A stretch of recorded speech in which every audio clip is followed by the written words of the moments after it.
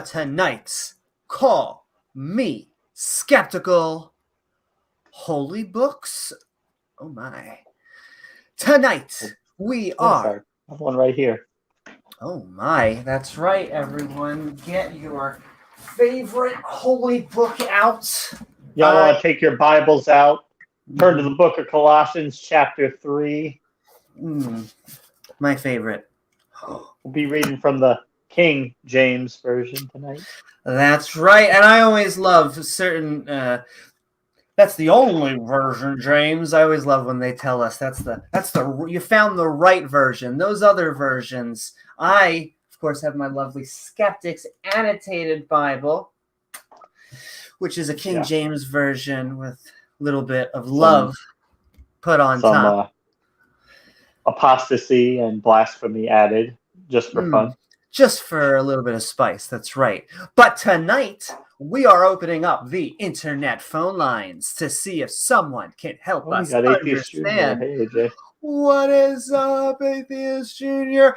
Have to shout out a lovely, awesome shout out to Atheist Junior. He was hanging out with R and Ra? How badass is that? He was hanging out with so many awesome people at the Faithless Forum, and I just have to send a congratulations because I just saw that he was about to get his first monetization paycheck, which means we need to send you all over to more Atheist Junior content, and I would actually have to say he's about 15 foot of fun if you think about it. So sending love. Ken Hovind's chagrin.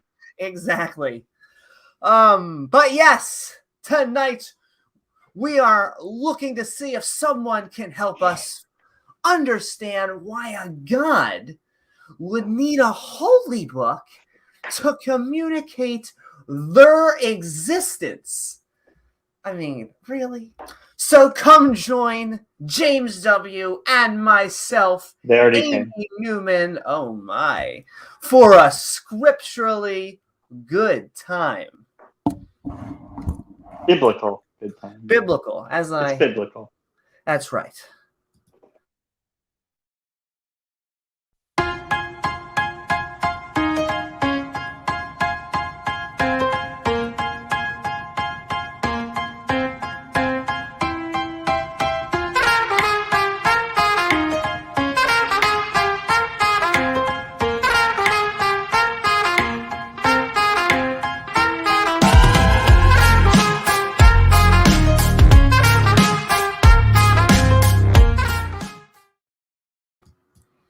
Woohoo! What is up, everyone out there on the interwebs? And I want to thank you, of course, for joining us. If you're feeling fancy, please don't forget to like, follow, or subscribe, and then hit that bell icon to all so you can join our live streams. Now, we are a skeptic channel, including the two schmucks that you see before you. Definitely. However, Call Me Skeptical is specifically looking for views that don't agree with our own. So if you fit the bill, then the link to join the show will soon head into chat and on screen. Folks. Oh, baby, that's what he or she said. We also love people who do agree with us, atheists, skeptics, and science-minded people. So feel free to call, or rather, click in. Though, if you think the world is 6,000 years old, that evolution is a hoax, or that the world is flat, well then, OG Willikers, you should speak to us right away. Come on down. Now, that's right. Come on down, baby. We have cat overlords sometimes. But sending love to all of our cat and puppy overlords out there. And also, tonight's housekeeping is sponsored by our Patreons, which can be found at patreon.com/Amy Newman, including awesome Patreons like triggering the Abrahamic religions. K.O. champ. Ooh, boom, Ooh. sound effects included. Boom, boom. I hope you guys remember last time Amy sang Nickelback, so maybe you guys will be in for a treat like that tonight. I will say that this stream reminds me of that I really am. Okay, anyway. Yeah. We were talking about also Oz from the Atheist Roundtable. Oz. Tang Gang Yo, who is also at the Faithless Forum taking place in Texas right now with all of you lovely skeptics and non-believers. Boom, boom, boom. That's like base camp. You got R and Ra, you got Atheist Junior, he's in Texas. So of all places. I would say the ACA. Matt Delonte too, yeah. Also down there, sending love at Austin, Texas is always the they call it the Keeping Austin Weird, kind of like a Portland out there. Yeah. So I love to go visit all of the wonderful non-believers that are also going to be heading down to Tart.live, because if you are looking for better conversations, if you are looking for a better non-believer community and looking for even more better friends, then come to the better event so that you can get 2 scoops. You can go to the Faithless Forum and then to better. We are just giving so many non-believer events because we do it better. That's what they all said. Well, and we don't have to schism. You know, every once in a while you get the very vague, are we going to have the agnostic versus atheist? But for the most part, agnostic atheist is the chocolate peanut butter of the community. And so we get along fine. Do. I'm contractually obligated to finish that song. Also, as we level up in the non-believer community, we're sending love to Ian Davenport. Because my heart was naturally selected for the skeptic community. And Ian it evolved into that way. Yeah, Thanks, Ian. I find that concept so funny.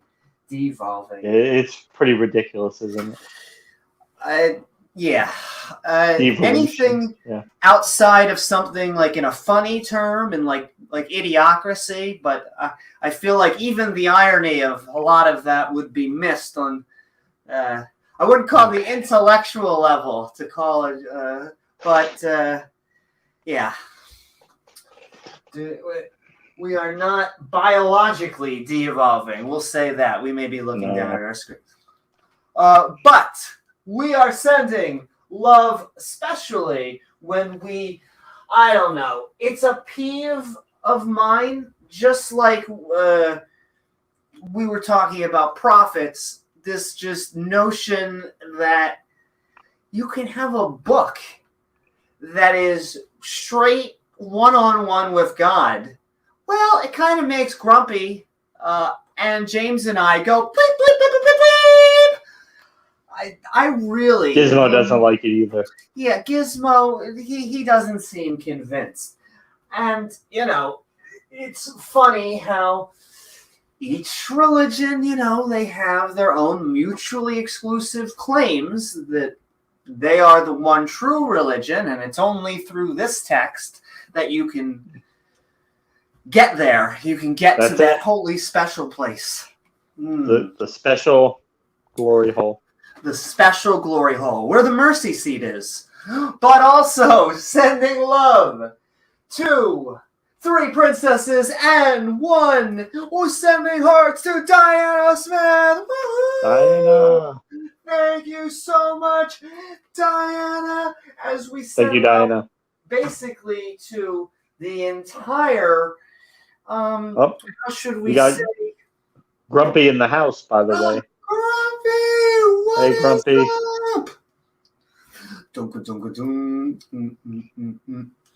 We're not grumpy when Grumpy's here. No. But also, we're just it makes us remind ourselves that the Bible doesn't always treat women as, what was the word? We were looking for a word. Human. Oh, man. Subcategory of human.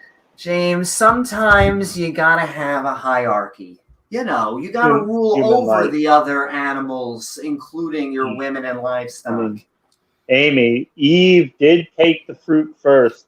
The snake was able to trick her. So after that, God just had to say, okay, all right, I saw what happened there. So from now on, all the women are going to have to be subordinate to the men. It's just going to have to be that way. They're going to have to menstruate because of the apple incident. That too. It's a sad time. Very sad time. But also, praise God, exactly. Makes total sense. But also, sending love to our resident archaeologist who actually had I'm gonna call that a threesome. We had three scoops of archaeologists where we had both Jonathan, Robert, and Pat Lowinger, as I do 4, because of our crust family pack of Natalie. All of the archaeologists try to explain that is absence of evidence not of absence? And the answer is a definite maybe. Because sometimes something missing doesn't mean that it doesn't exist. However,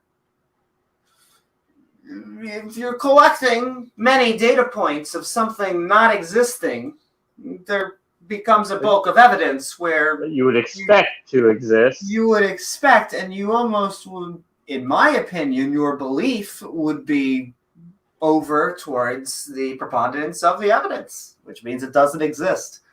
Like God. Hey-oh!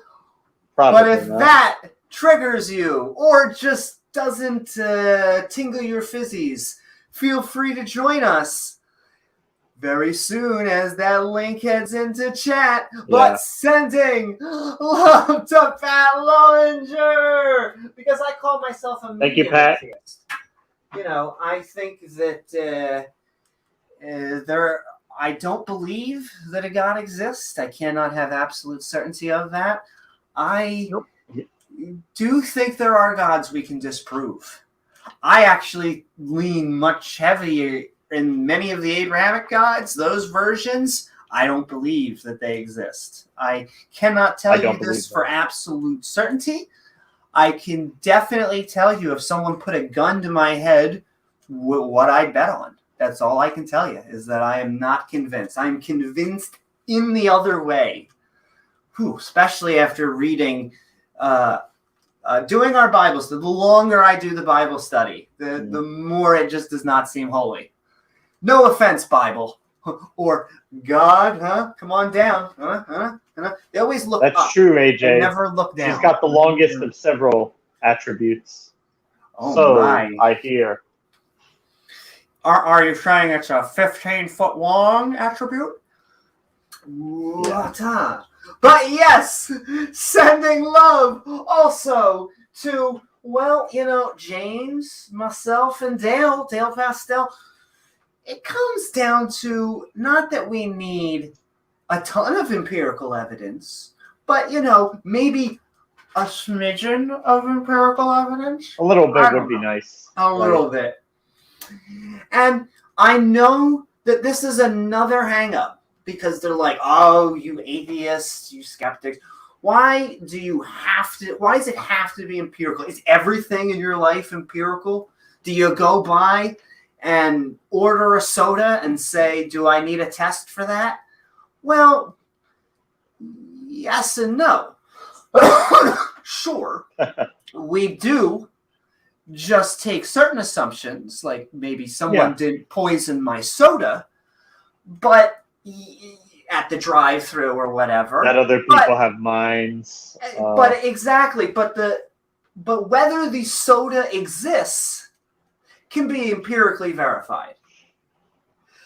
whether a reasonable degree of certainty. To a reasonable degree of certainty. Or if you're sharing a soda with someone and they say they like it, how can you know that they're truly telling you that you like it? Well, you can scan their brain, you can try and suss out different things, but it's very hard to get a more empirical backing on something like that. But if you're trying to say, I don't know, maybe a miracle claim, maybe someone walked on water, well, that's a little bit more in the physical realm, and we're going to need a little bit more of empirical evidence.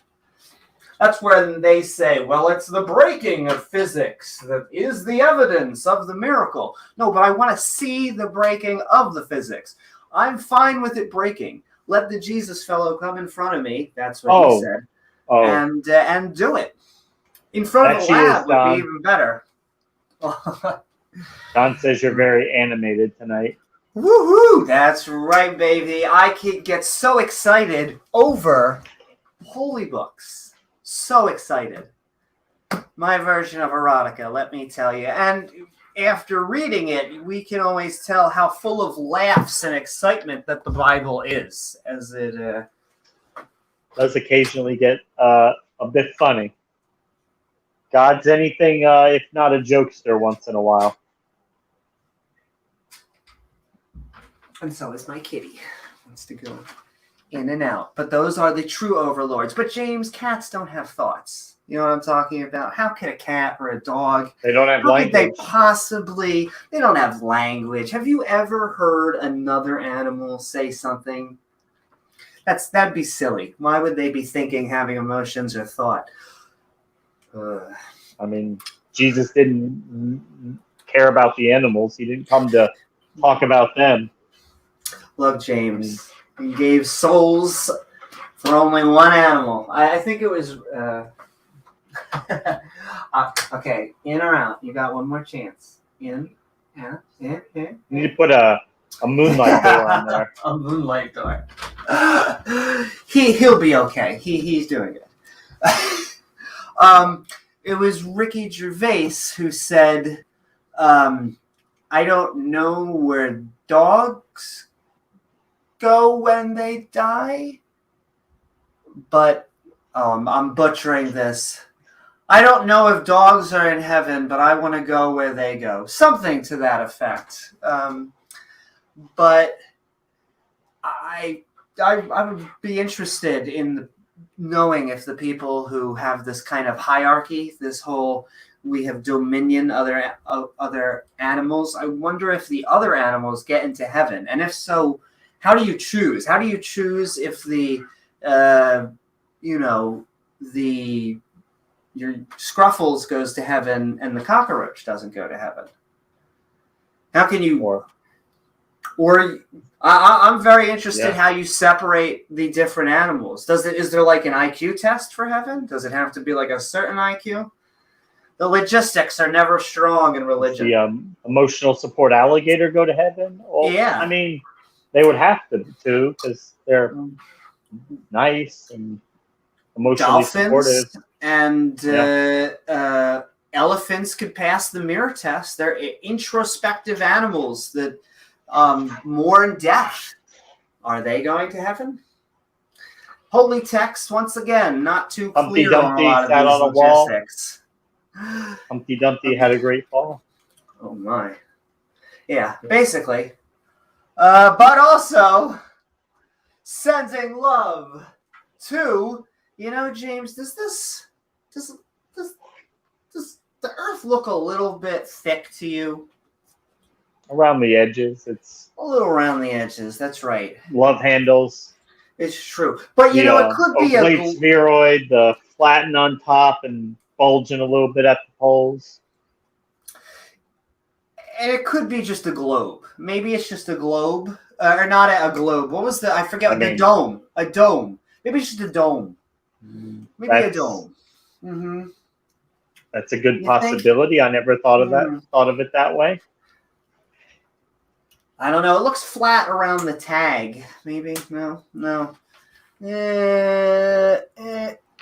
I don't know. I've only had one flat earther come on here. I think we've had Iron come on here once. Iron, and she's been in chat a few times. It's been a while though. Been a while. Oh, flatters, flurfers. They always get mad. Well, I always love the people that get mad at the slang because flurfs and turfs, they're not fans of that slang. I feel like they should embrace it. I'm a globetrot. I will fully admit it right here for you. It happens. That should be one of our merch items. Globe card. Amy Newman. That's Proud not a globe bad card. There are flat earthers all around the globe, James. All around. All around it. And also, as we're talking about animals, sending love to the lead hyena of the pack. We're sending love to Scott too. Because hey, Scott. He's not a flat earther. No, he's not. He is, however, on the lovely Answers in Atheism over at Speed of Sound's channel, doing the weather report. Woo-hoo! Sending love to Speed. And also sending love to our thespian skull as we do our skeptic Bible study. Speaking of holy text, because it's really a chance for me to read more than the selective passages that my Hebrew school had me read. Regios allows us to get a little bit thespian when Yahweh is like, thou shalt stab the interfaith couple in thou heart. Lovely.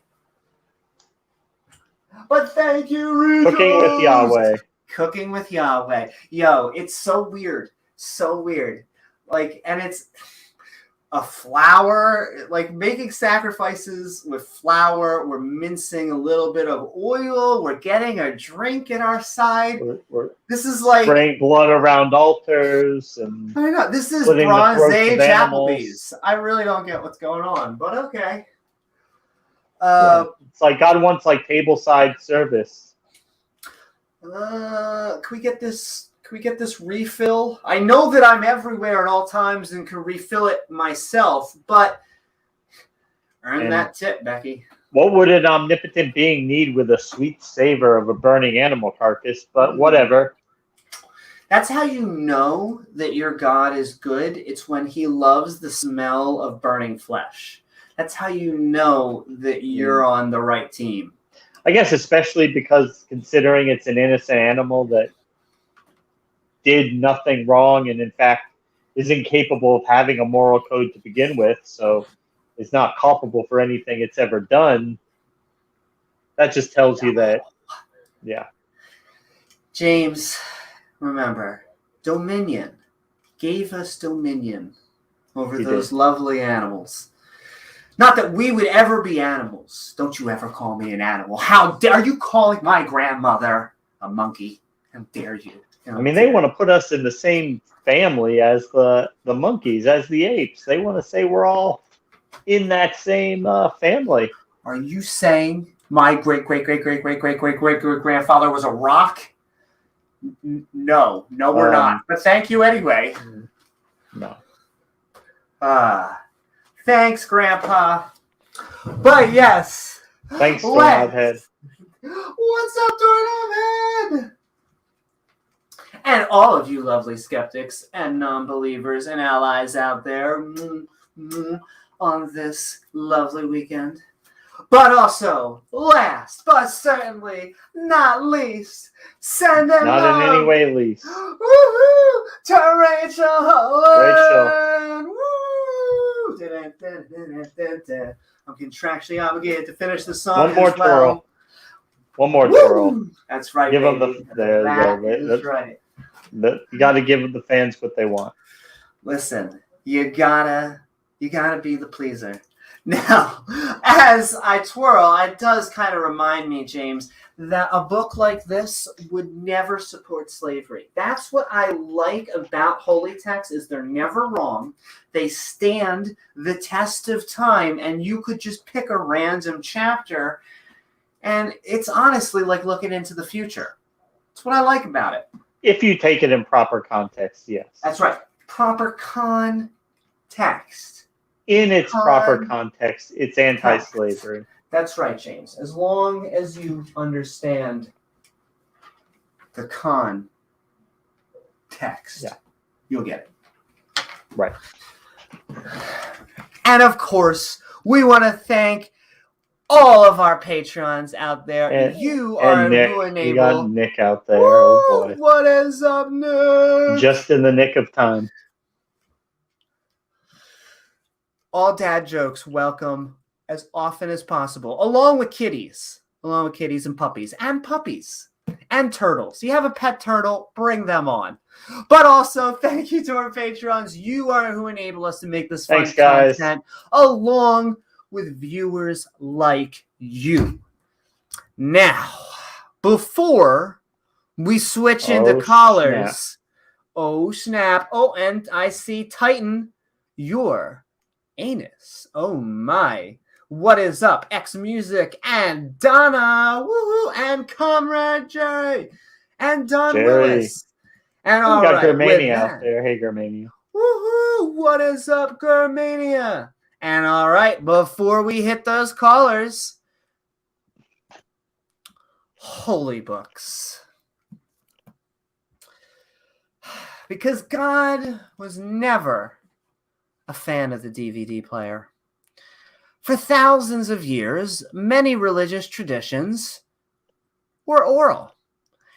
And while third base is great, with spoken stories being able to change and flow with each storyteller, as pen began to meet paper and religious text started to form in a more concrete manner, fundamentalism, or a literal interpretation of these texts, became a de facto position for many faiths, which sadly to me means that most of the value that could be gained from any of these mythological stories is lost.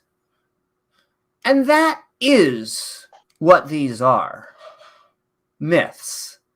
Which I know can sound like a pejorative, especially if you're going to tell me that your book comes from a divine mind. A mind that was only able to write a single book. Stephen King is somewhere on a typewriter crying in laughter. Yet these are supposed to be perfect words of a God. Meanwhile, examples of religious texts like the Torah, Gospel, and Quran are all far from perfect, each containing within them many factual errors. Adam and Eve never existed, nor did a mass amount of Jewish slaves in Egypt, nor did a Tower of Babel scramble our language. We also can't prove any of the miracle claims for these supposed prophets attached to these scriptures. We have no outside evidence Jesus came back from the dead, or that Muhammad flew over the moon on a winged horse, or an animal, a balaka. All of these claims, with their supposed heresy evidence, are locked inside of the book. Books that can't be edited, can't be modified, and definitely can't have verses tossed aside, even though they are so plainly human. with none of them standing the test of time. A divinely inspired book that says that homosexuals should be stoned better be talking about a fabulous 420 beach party. Because from my view, it seems like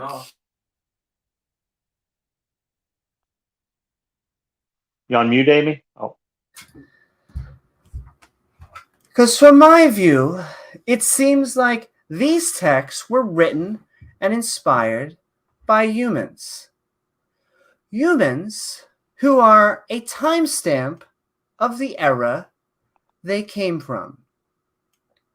So when someone presents me with their holy book, I'm not sure what to do with it. The claims within them are unfalsifiable, and there doesn't seem to be a single God around to sign their autobiography. But hey, George R.R. Martin can. So I think I'm going to stick with him instead. Thank you. And all right, with that, how are you tonight, James? And are you ready for a scripturally good time? Well, point in fact, I am, and I'm glad that we're doing this show tonight. So, how's everybody doing? So, how do we get here? Where does all this start? So, we start with very vague philosophical ideas that get us to a God. There must be a God somewhere, but we look around and we don't see a God. But don't worry, don't worry. God left us a message. He sent a message, and it happens to be codified here in this book. And that's because if there is a God, well, we have to have some way of ascertaining what he wants of us, if he even wants anything. And well, fortunately for us, he does tell us because he wants an awful lot from us. So we read this book and we see a plethora of unfalsifiable, unsubstantiated assertions about the existence of this being, what he wants us to do, regulations for every single aspect of our life, and a promise that if we do as he commands us, that we get to be eternal slaves worshiping him forever.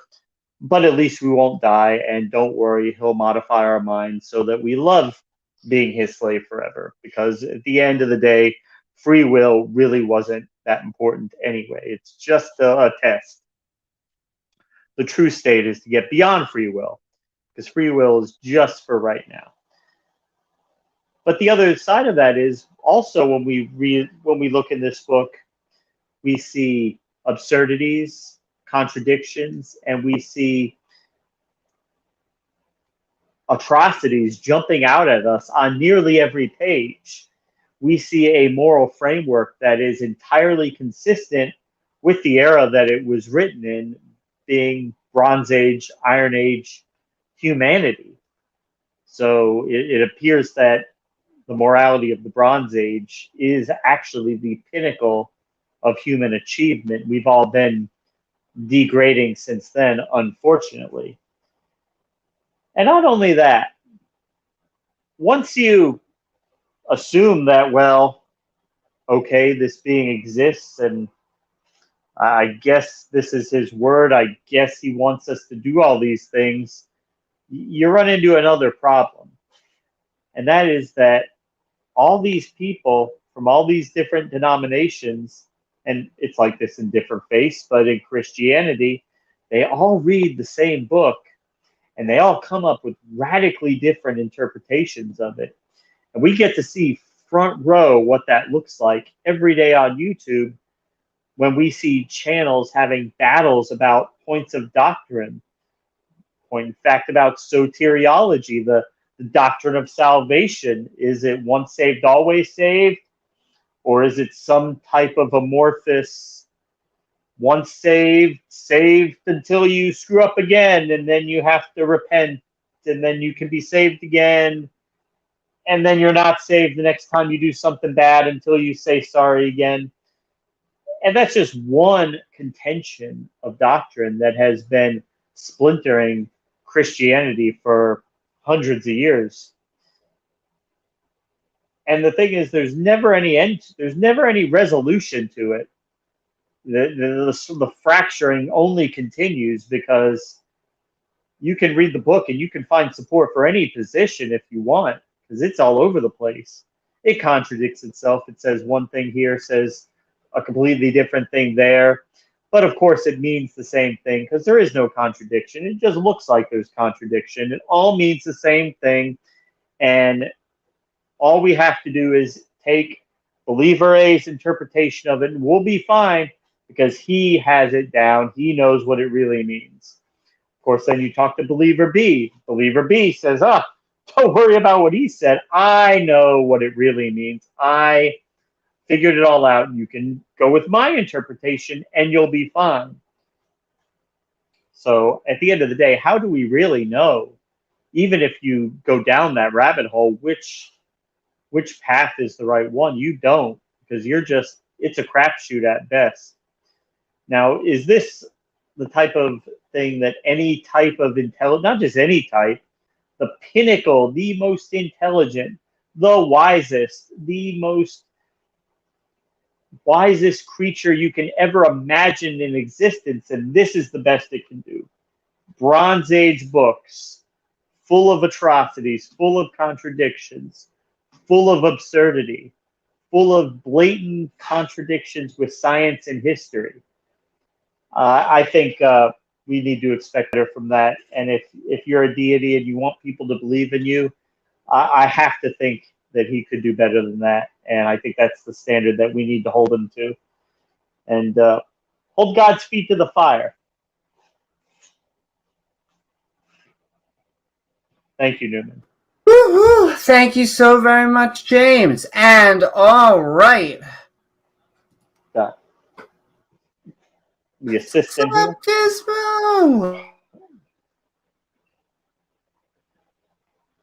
And all right, with that, we are going to move into calls with the link heading into chat on both Facebook, Twitch, and YouTube. So if you would like to join our Call Me Skeptical on tonight's version of Holy Books, whether you are atheist, theist, or I don't know if there really is another position. I normally go conservative, liberal, come as you are, just not on the sheets. Yes. And don't poke the smoke.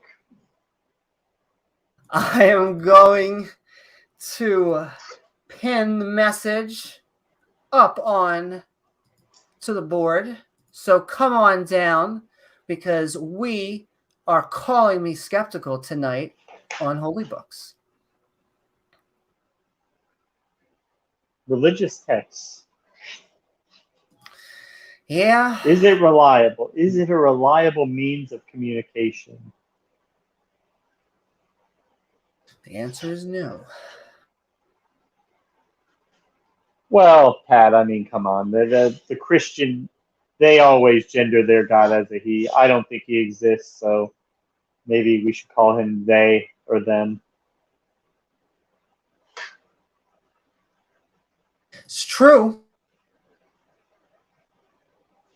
I always say the quickest way to make a Abrahamic religious person a postmodernist, just ask them what gender their God is. Yeah.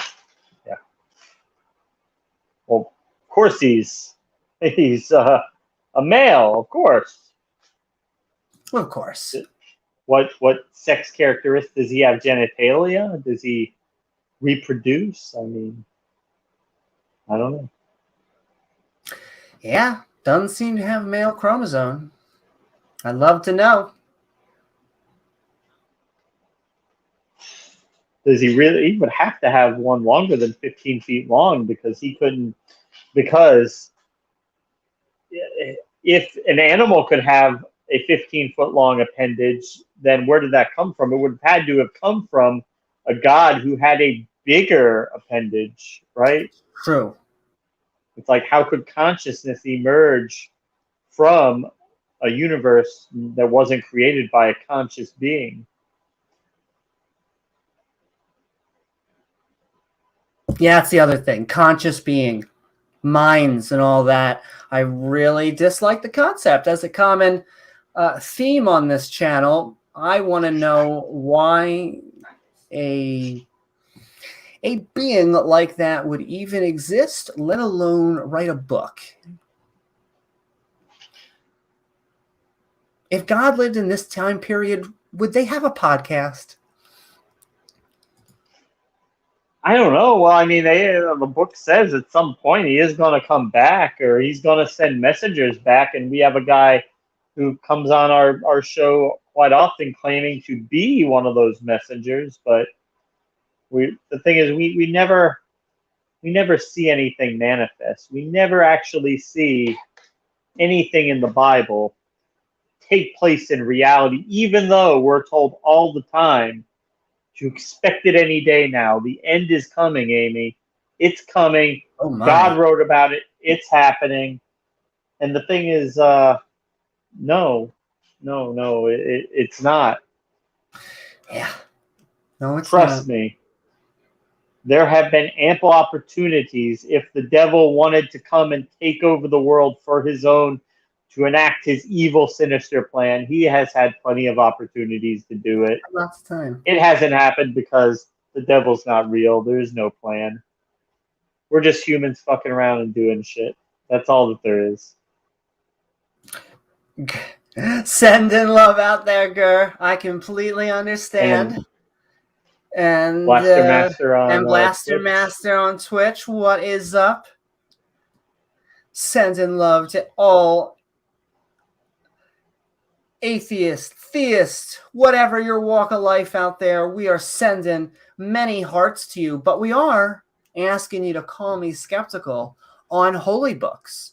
We will even give theists, creationists, people who just don't share our viewpoint, we'll give you priority and as much time as you would like. Priority. So you probably don't. A lot of it probably goes over your head in a way when you see like them arguing about OSAS, once saved, always saved, versus other forms of salvation, not being, raised as a Christian, but that's something, and that's a war raging on right now between basically Smokey Saint and his group of followers versus most of the other YouTube Christian community who make up the once saved, always saved group. A canon battle. Fighting canon battle. Yes, I find the interesting notion of even being saved. Oh, we got our first. Sending love to you, John Vance. He says atheism is just another religion. I disagree. Really? I think that atheism is actually the lack of religion. But I will say, by definition, welcome to the channel, John. We love having people who disagree with us here. Feel free to join us on stream if you want. I know sometimes the pressure is always on in chat. It's like, oh, they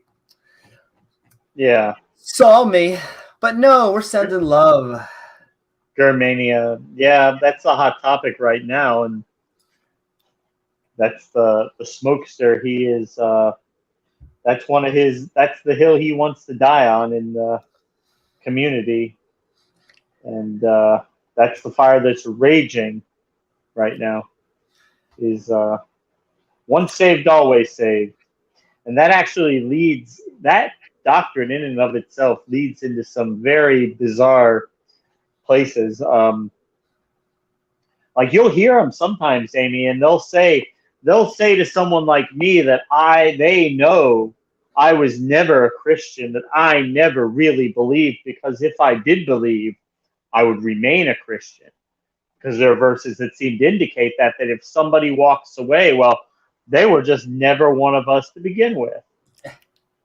And I mean, okay, I know what I really did believe, and I know what I thought. If you want to tell me that you know what I didn't believe or didn't believe because a 2,000-year-old book says so, well, I mean, I don't know what to tell you, but what did you believe when you were a Christian?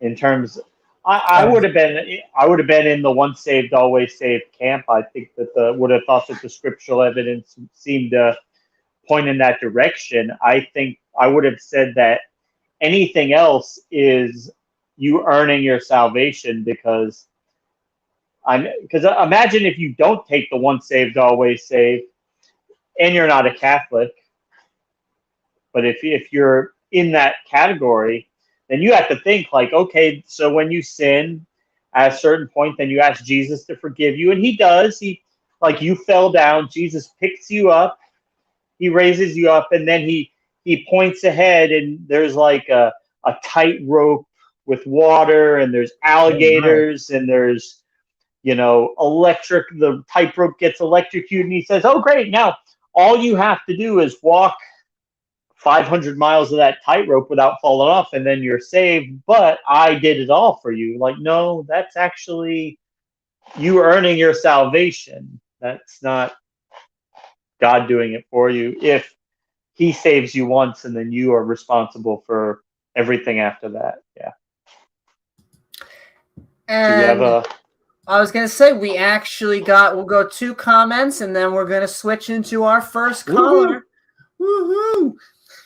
Gur says, how do you have hay in your StreamYard link? What is your secret? That's right. Somehow we were able to get hay. So send in a hey to the internet out there. And then Pat says, I do find it odd when someone tries to identify my position on a subject, and then when I correct them, they reassert that I must not understand what I believe. Really? Yeah. Yeah. Couldn't You're going agree to more, tell me Pat. what I believe. Thank you. Thank you for that. Thank you for that. And all right, I think that means we are going to go into our first caller with Jonathan Vance. Send in many hearts as we, and send in hearts from Gizmo as we go into the Calling Me Skeptical Holy Books callers.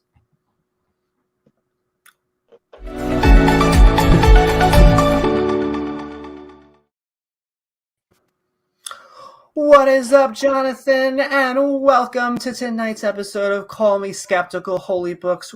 We hope you are doing well. And what are your thoughts about the topic?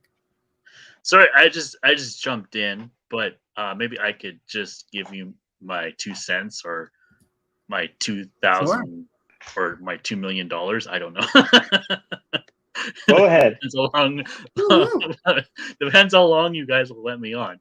But like my take on the holy books, I guess it's from a religious perspective and the axiomatic belief of a monotheistic God and a proper worship of a monotheistic God.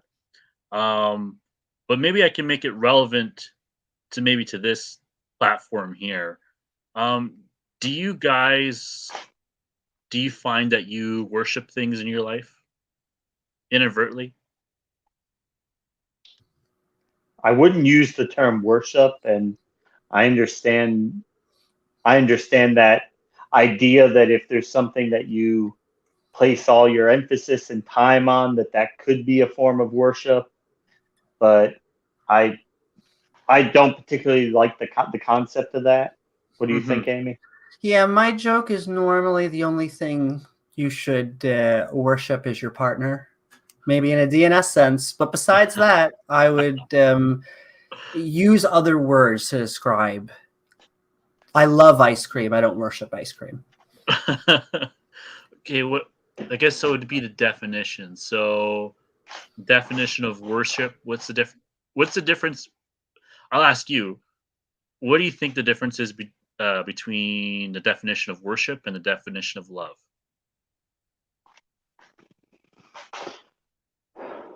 Um, I would say that I could explain love through a chemical means and then explain what you do because of love. Worship kind of has a little bit of baggage with it because it's more attached in general to concepts of sacredness. And we kind of went over deities. yeah, It's we kind kind of of had an episode on inextricably that. linked to religion and to deities. It just, if nobody was ever part of a religion, it just not anything that anybody would ever use. It's just a term that's linked to that, I would think. Hmm. Like, you don't think people don't worship like um celebrities nowadays, or um See, uh, it feels like you're sports getting athletes, metaphorical, politicians? as in, like, maybe people look up to or idolize a celebrity that they want to be in, but there's a difference to me between someone saying, I love Britney Spears and I worship her music, and I love Britney Spears and I worship her because she is the second coming of Christ. Okay, That a lot of it, things there. Maybe so Yeah. I'll take out the one. So you said uh, somebody could love Britney Spears but worship their music. What do you mean by worship her music? Does that mean that it connects them to another dimension of some sorts, or a higher I don't know self? about a Or higher dimension is yeah, already that They type of language. find great meaning, Great, enjoyment, sure. yeah. connection to her I music. I would say is probably more what she changes meant. things. Yeah, Hmm. well, because when you mean another dimension Hmm. I could mean would be subconscious. physics term. I could mean subconscious. I think music can affect brain states. Okay, I think that's it quite possibly can.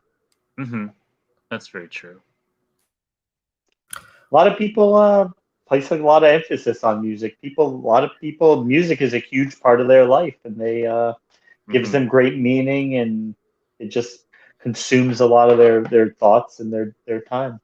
Okay, so meaning. So what do you guys find meaning of? Obviously, you have a lot of meaning in your life doing this show.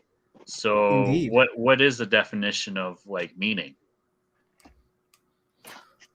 What is the definition of meaning? Like when something means something, something is important to you, you have a value on it. A So we purpose. do the show. I think James and I, we do kind of counter apologetics because we feel that it is important to push against what in our view is superstitious beliefs in this country Yeah. and across the world. And we value the we value truth. And so I think that is the one of Reality. the ultimate reality. And so we're really just trying to figure out some of the harder questions in life. And I'd say that you can find meaning without any sort of supernatural force, any force outside the natural. But when you say your activity is not much different from like different sects of Christianity fighting off each other, fighting over the true meaning of the Bible, or or their truth, or even, it doesn't have to be Hey, religious sect. Like it could be different uh, uh, different religions. Um, I is mean, that like, can you see how someone would interpret that as the same as, you know, you're just kind of acting like just another religion, just like I have my ultimate truth, and Well, I'm going to put it on you to disprove me. And I, in a way, it's like kind of like there's a faith of that system. Can you see how there's a faith that the ultimate truth? Because I don't. we Well, don't. if I could freeze you there, I don't Okay. think we have an ultimate truth, especially Mhm. that word ultimate. Mhm. Deal with it a lot in like contingency type of necessary. What is your ultimate? Presuppositional. And I would say that we do not have an ultimate. Like we don't have. I don't know anything that you could attach to ultimate as a modifier that would like unless it's ultimate French fries. Um, So would you When agree that what what I is hear, still based on some sort of faith, and that you could be wrong? well, what I hear is it's kind of like a little bit of a, if you don't believe in God, why do you spend all your time advocating against him? And while our good friend Nick will probably put in chat that there are certain basic assumptions we have to make about reality. There are certain things that we can't empirically prove, that when we're trying to make those, we should make the minimum necessary that we need to function and to have a somewhat coherent view of reality. We have to assume that other people have minds or nothing works. We can't empirically prove that to a high degree or to a great degree, but we have to assume it to do things, to interact with each other. And it seems to be true to us. It seems to work. But you should only make what the minimal assumptions you have to, I think, anyway. Hmm. Would you say you judge people for having a superstitious belief in a deity? you use the word But judge. I like if you're a fan of the Talk Heathen show, they have an ending to their episode every time, which is "We don't hate you, we just think you're wrong." right. Which I think that And would be most. we have Christians and people of other faiths who come on here, and they disagree with us, but we don't hate them. I do believe that their beliefs are superstitious, and I don't believe they're well founded and or well supported, but that doesn't mean that they're necessarily bad people just because they disagree with me about that. Okay. And I'm gonna just interrupt. It looks like so. Feel free to tag us, James W. and myself at Amy Newman, to get your comment read up on stage. Says you got fire. Says this is got the spice. This is becoming silly. Worship specifically has to do with the believed interaction, both sacred and profane, between a human and a deity. Anthropology 101 here. Human and a deity. Well, it doesn't necessarily have to be a deity. It could be just a physical thing. How would you You could define worship. worship? You could worship like a physical object, and that be it. Maybe connects you to a deity, or that in itself is God. How would you separate out between love and worship? Thank you, Donna. Worship is it's a faith um, in a higher power that is to me worship is it's a set of things that you do to make yourself improve yourself better so you can serve um, what God made you to do, whatever that may be, and to love is basically on this like physical realm, is to uh, reach a state where you eventually have unconditional love for everybody. So even somebody who like who's a rapist or who's a murderer, that you will forgive him like God, basically. Because maybe I could do it a little bit clearer. I'm like, okay, so because they kind of blur a little bit, but worship You're good. is It's okay. basically like you do certain things, like you pray, you read scripture, Sing or you do a certain songs. act. Um, You do the you say communion. certain prayers. You do the uh, call to prayer, whatever. That's basically worship, or you fast. That's also part of worship as well too. Mm. And then love it's a different concept in that it's something for you to achieve. There's different. I guess there'd be different types of love. Like unconditional love would be the highest state of love, and then there's other love like lust love.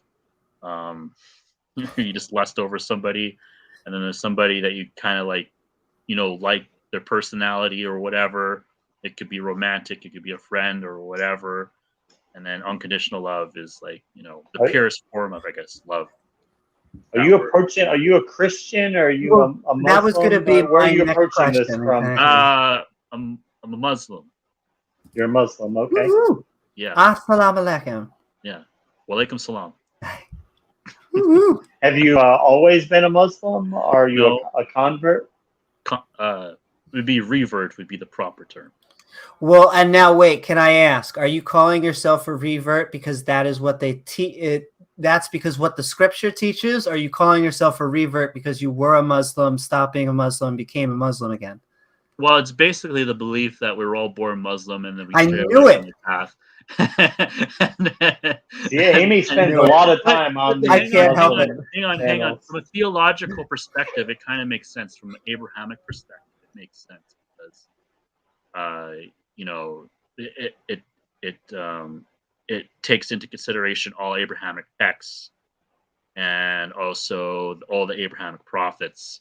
Whereas Christians, they just focus on a specific They cut it off. prophets in a specific time, and then I get into like really heated arguments with Christians, if you can believe it or not, about the concept of the I could Trinity or believe the it. concept of like the Bible and like Oh, that how seems to true be it a is. sticking point. You know what I mean? And so basically Muslims believe that, because the Quran is superior because it's been the most preserved. Even though it's a smaller book, I'll say that, but it is true in a sense that it's the most preserved book because it came straight from the source, Muhammad, or it was his disciples that wrote it down, camel bones and leaves, and then it was passed down, and yeah, there is some things lost in translation between Arabic and English, but it's really minute when it comes to like the Christian Bibles, because there's like three different Bibles. You have the Old Testament, you have the Hebrew Bible, Hmm. and you have the New Testament, um, and so you have kind of that, you know that's kind of why you have all those different and then also you have Mormonism too. That kind of it's a We do. different, Jehovah's Witnesses, Seventh yeah, Day Jehovah Adventism. Witnesses, yeah, all these like But, different springs of but, you but know why do you think that there's not one form of Islam out? Why are there competing sects of Islam out there? Even though, like you said, it's a much shorter book, so there should be fewer points of contention. But while there are not quite as many strains of Islam as are Christianity, it's not a unified faith at all. oh yeah, I'm not, yeah, um yeah, and is even in the Quran there is different, like, you know they do respect other people's cultures, so that's to Sure. keep in the mind as well too. So you'll have Sharia law, but sorry, that's a big scary term. When you say that, We're but not scared by it. okay, okay. That's You just yeah. I Go can ahead. just see the Christians getting triggered right now. Oh my god! Ah! Anyway, um, but yeah. So there's different versions you can have, Sure. and it's based upon people's culture. And just because that you accept Islam doesn't necessarily mean that you're you're gonna turn Arabic and you're gonna be speaking Arabic all the time, and you're gonna be practicing a particular type of Islam. It'll be an Islam basically catered to your culture. So there's one aspect of that. The other Cafeteria aspect would be, I Islam. guess, would be the Sunni and the Shia. The Sunni and the Shia divide. The Sunni believe in just the strict, basically the original belief of Islam, of past any hadith that contradicts the Quran is to be thrown out, and also the preservation of the document. But the Shia believe in like different prophets after Muhammad, so that in itself is like a fundamental rift of Islam, because Muhammad was the last prophet to be on earth, but the Shia believe that there's these other prophets. That's basically the fundamental rift from there. But yeah, You then you would always be in have the like Sunni Wahhabism. You camp, I always have guess. people, sprinkle in their flavor and their beliefs. But I mean, it's basically there's the 5 pillars that they have to follow, right? And that's the good thing with Islam, is there's 5 pillars. I know Christians will criticize it, be like, "Oh, wow, you're worshiping works over faith." I'm like, well, you need works and faith. And Islam provides you definite works, whereas in Christianity, is just basically you just find Christ. He died for your sins. You just have to accept the cross, and then all of a sudden you're a better person. No, I don't believe that at all. That's totally unbelievable, and I get why there'd be atheists. If they're skeptical of Christianity in that way, that is totally unbelievable. Just because you accept a cross doesn't mean you're a good person. I know a lot of people who wear that Sure. cross and they're like drug addicts and they're still, shooting up and Well, everything. But they have the cross though. They accepted Jesus. there are a lot of people who accept Islam who do bad things too, and Well, yeah, I'm not saying. no way, Yeah, I'm not saying. Yeah, that's the thing. Is like religion? It's not like you're gonna make people into angels overnight, but it's like an ideal for somebody to strive for, at least. And even Muslim drug addicts or wherever they are, actually do it's you not as think you bad could in be Islam as in good? Christianity, but yeah. Do you think you could be good without religion? Do you think that an atheist could be a good person without believing in Christianity or Islam? I would have a hard time doing business with an atheist, to tell you the truth. Really? Yeah. What would I would just really? I would just I just wouldn't really, I wouldn't know if they're really beholden like to any type of self-restrainment, and also if they're going to stab me in the back for their own self-interest, and they wouldn't feel any guilt about it. That I guess that would be my skepticism with doing a Even business. though there are people of faith who would do either of those things, but I But guess I you guess would you can have always more behold them. faith in Hey, you're a them. Christian and you did this, blah blah blah. But if it was an atheist, it's like, oh, you don't believe in anything. It's like it's it's. But yeah, I know what you mean. Well, Though. I mean, there is I, people who are the faith and they do bad things, and and yeah, there's people who are not in the we do faith and fall also short. We do do bad fall short of the things. glory of God. Yes. What? Or we fall short of our better self. We all have Yeah. struggles. We all have a better self that we would want to be, that we at times fall short of. But Mm-hmm. you get up and you keep on going and you try to be that better person tomorrow. And we've had conversations with people who have thought that religion or one particular faith has changed their life. And I would just tell those people that if they have become that better person, then it was in them all along to be who they wanted to be. Mm-hmm. It's just the placebo effect is quite powerful, and a lot of people really need to feel that they have that deity pushing them along. But I don't think it's necessary personally. But that's my opinion as an atheist. I think you Yeah. can be a good person without God, but obviously you have your reservations about people like us. Hey, Neil. Sup, Neil? Anything to add, Amy? Is my time up? Oh no. No, Well, I no, will you're say, um, sending a love to everybody in chat, and I will send the link up on stage if anyone would like to join us. But I actually am having fun, Jonathan. What I wanted to we ask appreciate you, theists when they come on. absolutely, is what convinced you? Was there a moment?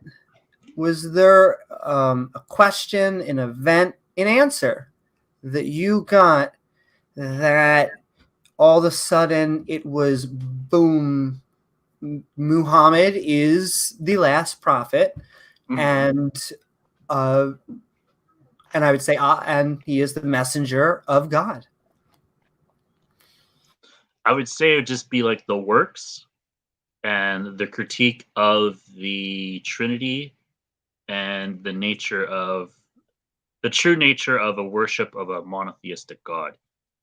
Because when you read the Quran, it's just basically it's talking like straight to you. It's not trying to go through a third person or a middleman.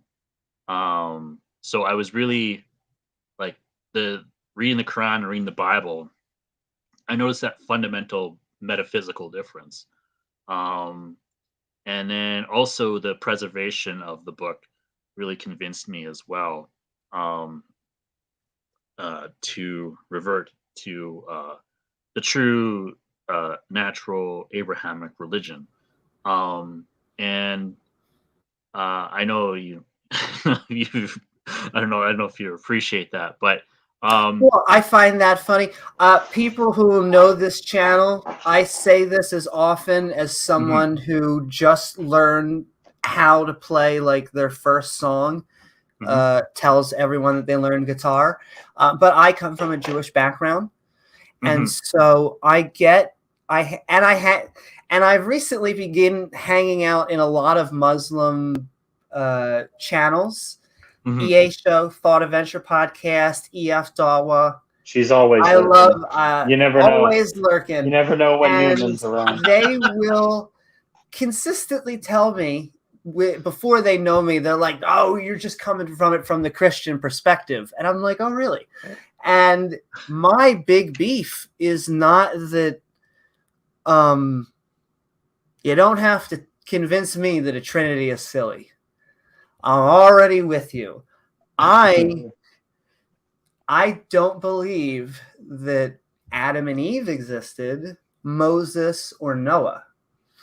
And so to say that Muhammad and Jesus, because I know he's still a prophet in Islam, were also Amy's prophets. waiting to ask her question. Ask your question, Amy. My question is why prophets? Like it is my shtick. You brought up the specific word middleman, which you actually use. You said the Quran removes the middleman, but my big beef with the just notion of a prophet is just this one-on-one middleman connection. Like there's me over here, there's God, but then there's also like this dude. Always a dude for some reason.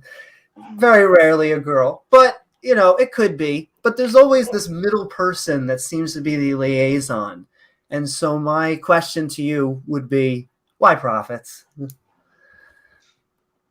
Well, prophets they serve a purpose, and it's like a guidebook, really. It's just like a guidebook on how to live your life. And you know, I like the Christian perspective where they talk about, you know, your personal relationship with God. You build your personal relationship with God. You enhance, you know, what you call your skills that you were created with by nature or God, what do you want to call it? And you enhance that, and by doing that, you inadvertently serve your fellow man.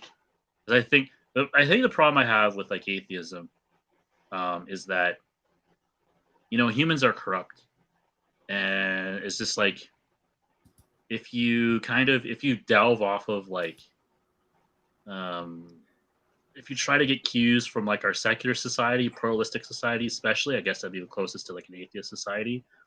There's not really like one thing that everybody agrees upon. Like everyone goes off into the different pockets, and there's no really like fundamental pillar that no one believes anymore because they basically abandoned their faith and they abandoned their belief.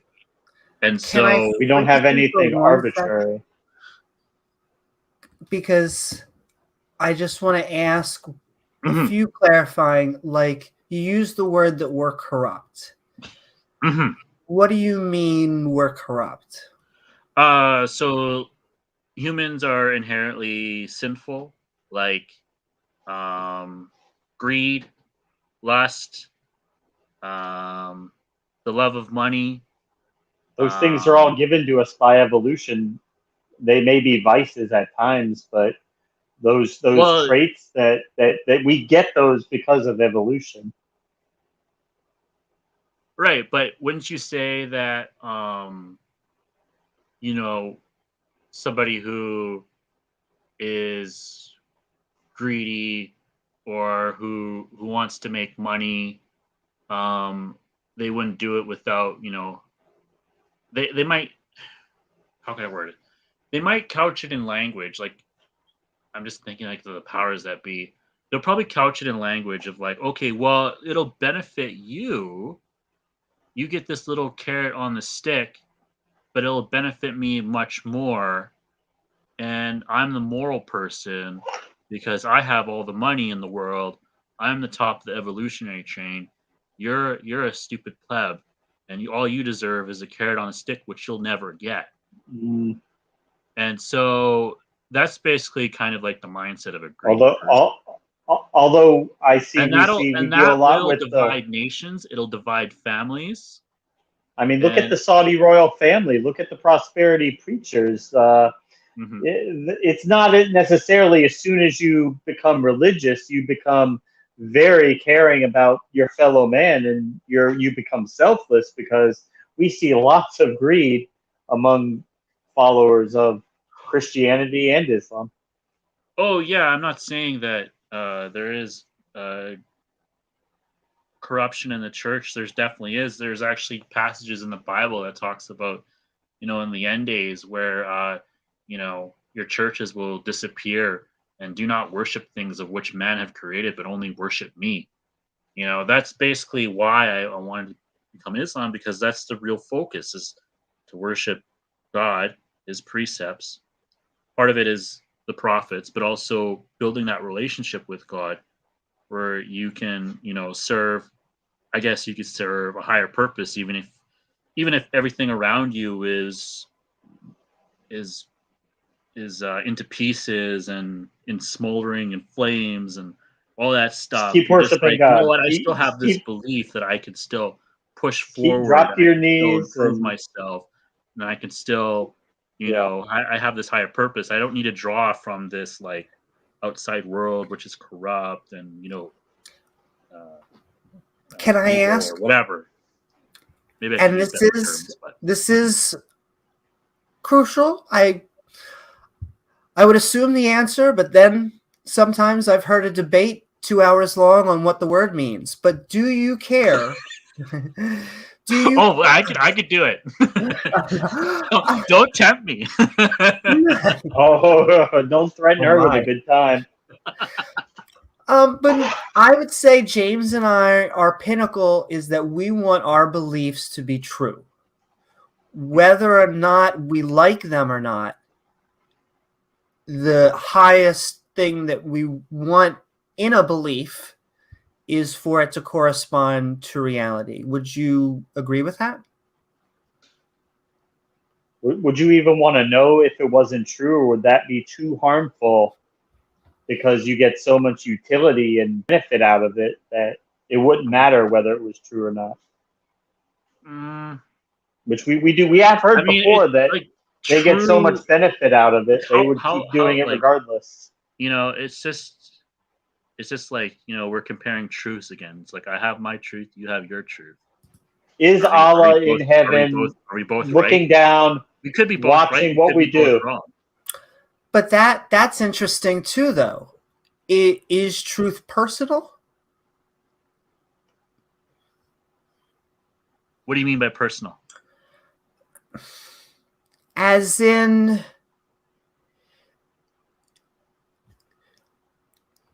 It's not as universal. in something like a star, how a star forms. Okay. We know, we could say that is a fact. We could say it corresponds to reality.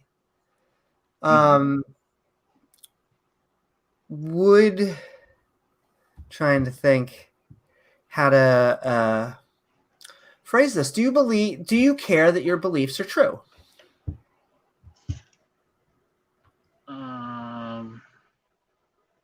I don't know. I get the inference it's a loaded term.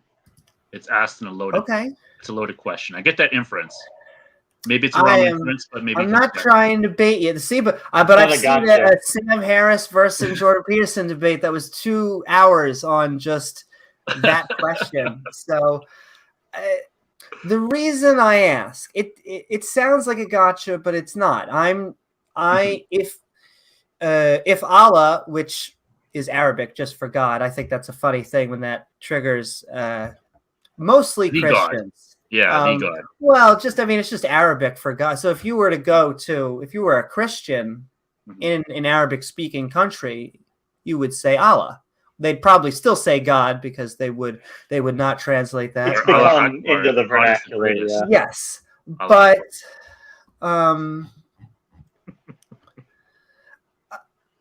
I would want to know. I would want to know if the God of Islam is real, whether I worshipped him or not. I would want to know. Do you mean real, like you could see him in person?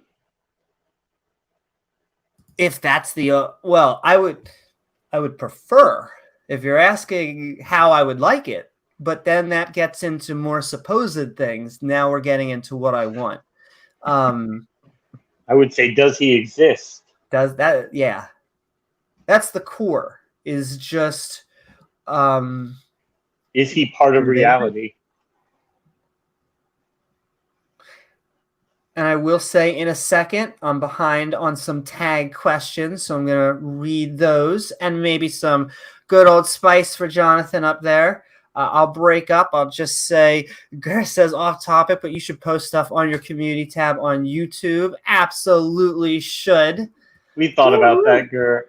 Well, I think that's coming. Yeah. Also, that's what he or she said. Oh, more spice, but we're sending love from Pat. Says this is what happens when someone lacking in developed understanding of ancient and modern religions tries to define the terms that have technical definitions used by academics. Don't feel bad. Pat makes us all look silly sometimes. He says used by academics, so that's his religion, that's his group, is it not? He's a history major, an archaeologist. He has his faith in his truth. In reality, doesn't necessarily mean that he can't be proven wrong, but people like that, they're like, they spend tens of decades in their career, and if you challenge their orthodoxy to say, oh, you're a conspiracy theorist or you're not, like, how dare you question the pyramids or our findings in the pyramids, or how dare you question orthodoxy? Wait, do you question the pyramids? I do, because there's no how is there, like, how come there's like vast spaces inside the pyramid where there's no drawings or no recollection of the travelers, like the French and English travelers that came in? How come their writings are gone? And how come the statue, how come the Sphinx has its nose cut off, but it's still there? Like, how did that happen, right? So my theory is it was a flood. Oh, I was going to ask what your hypothesis. At this point, I think we're almost baiting Pat to get on here. because he's an yeah, archaeologist. you want fireworks? Oh man. Oh my! The spice keeps coming. Lots of illiterate holy Straight men from out Dune. there, self-declaring themselves as prophets, seers, and revelatories. with their See, faithful- that's what I'm saying, man. It's the they attack your character instead of attacking your argument. Like, okay, how am I wrong that there's vast empty spaces of no? Well, what do you record think of about the pyramids? And What he is your was, You know what I view? mean? well, in that question, he was attacking prophets. But I Okay. get, but you're right in that. And I'm not You saying should. I'm Well, I doing would it say the you're whole right like in that people should. Not that Pat. We love Pat here. Pat saying don't come and make me roll up my sleeves and come in there. Oh, we're sending love. Well, that really was. I think you kind of answered, but that was the question that James wanted answered. So you believe that all of that is answered then by a global flood. This is where this is going. that's part of it, yeah. It's like What's the rest of it? That's the thing is like, that's the orthodoxy of like how were the pyramids built? Like, were they built by modern technology? The fact that we don't Or were they know built by everything about slaves? their How were they built construction. by slaves just by pulling rocks for God knows what? Like, and then how were they constructed so geometrically perfectly when our current understanding of civilization and our current like timeline of the Christian timeline of before Christ and after Christ, how could we Oh. accomplish such a feat with such primitive technology back then? Like, Do you think like it's a the conspiracy? stuff that we have right now can barely, like the cranes that we have can barely lift those rocks in Egypt. You don't think we So could you're build the telling me pyramids now? you're telling me slaves built that? Well, I will say that here's another apologetic that I have found interesting. We were just talking about this. We just did an episode on the Quran yesterday, Okay. our last podcast. Mhm. We're talking about different miracle claims, and one of them was linguistic in the Pharaoh apologetic. I don't know if you're familiar with that. I'm trying to think of there was another one that the self-deprecation, which is what I think was just relevant in that there seems to be this. I will get all the time like this backhanded compliment that's like Muhammad was he couldn't read, he couldn't write, he was holding goats, and then he created this most amazing thing. How did it happen? And that's just what the Pharaoh and the pyramid claim reminds me of, because even though it's hard for us to imagine how they build it, I would not completely discount our ancestors for their engineering. When you say our ancestors, do you mean the Jewish people? When I mean my ancestors, I just mean humans, because I consider myself an ex-Jew. I know that the Jews and the people who dislike Jews do not consider me an ex-Jew. That's okay. What'd they tell you, Amy? Get in my oven. Yeah, I know. Sending love to the Polacks out there somewhere on 4chan. By the way, I don't know if I just need to say this to clarify. That didn't mean an inference against Jews as a group as a whole. No, you're fine. Okay. I love Not my at all. parents. They're cool It's just people. I'm on a public platform, so I just have to say that. I felt No, you're good. I mean, we here walk a fine line because, like I said, I am someone who does not believe that the Torah is historically accurate. I do not believe that there is a chosen people. Then again, I like Jews. I'm fine with. I like matzah actually. So it's complicated. And bacon. Bacon And on all matzo. right, the bait worked. I was throwing the line out. I couldn't help myself. Which line were you throwing out, Amy? Which we may trap? have Which a Pat trap did you Wellinger set? backstage. And we'll bring him in a second. But I want to think of any last questions before we let Pat in. And thank you very much, Jonathan, for even coming on here. As always, Into we the really lion's den. appreciate. Yeah, the lion's den. I feel like you guys really appreciate the energy that I bring. Oh, thank you. And well, we appreciate the it's honesty. just like we feed off each other, and it's good.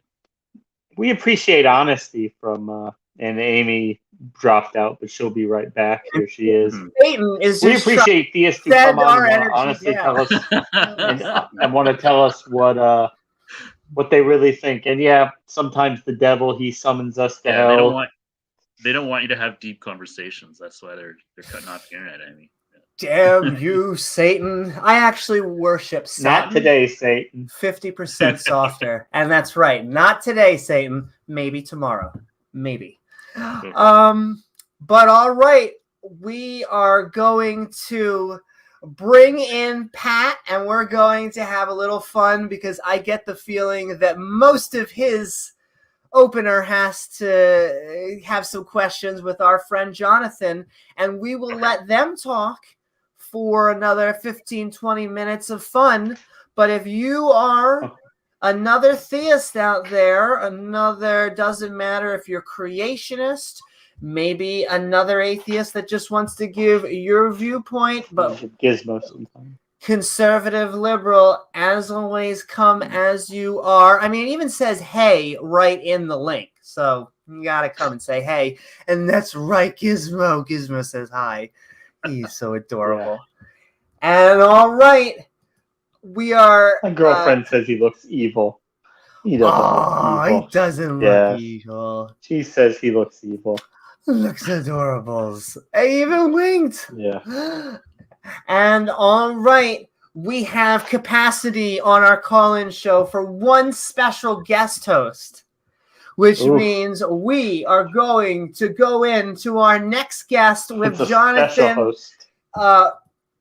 If you'd stick around for just one more fun, and then we'll see if anyone wants to join us. If not, we're going to go into our outros and then to our after show on Discord, because we've been having fun calling me skeptical. We've been asking questions on holy books. And with that, we're bringing in Pat.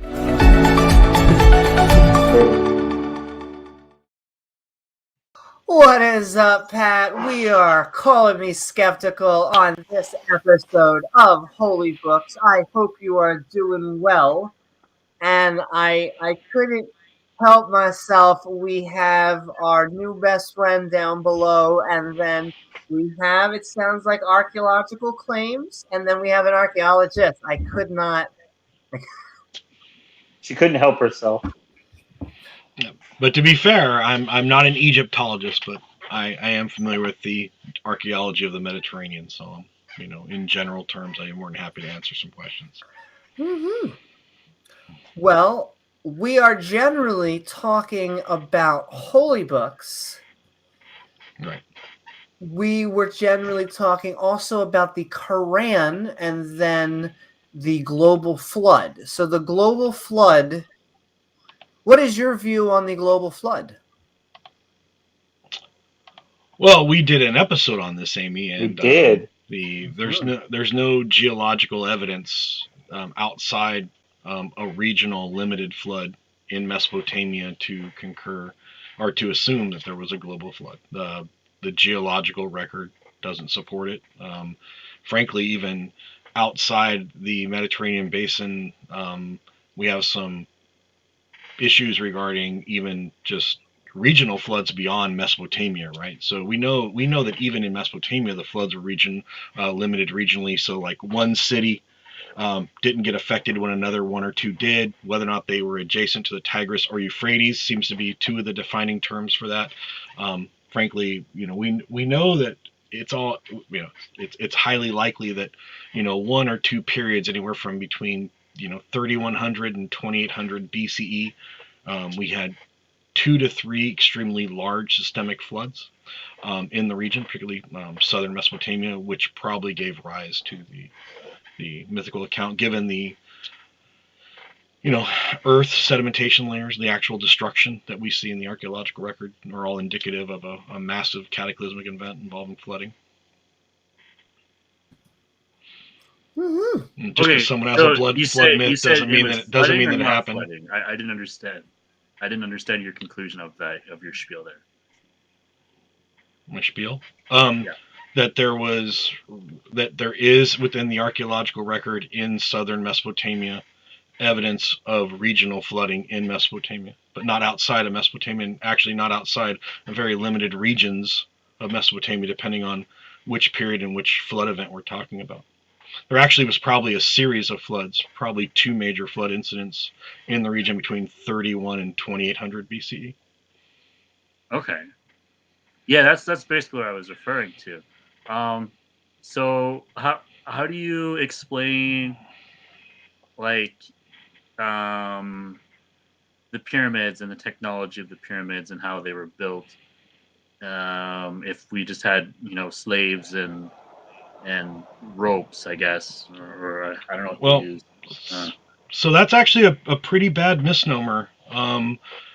Although the Egyptians, particularly from the Old Kingdom forward through the Middle Kingdom, did utilize some slave labor was not their primary workforce.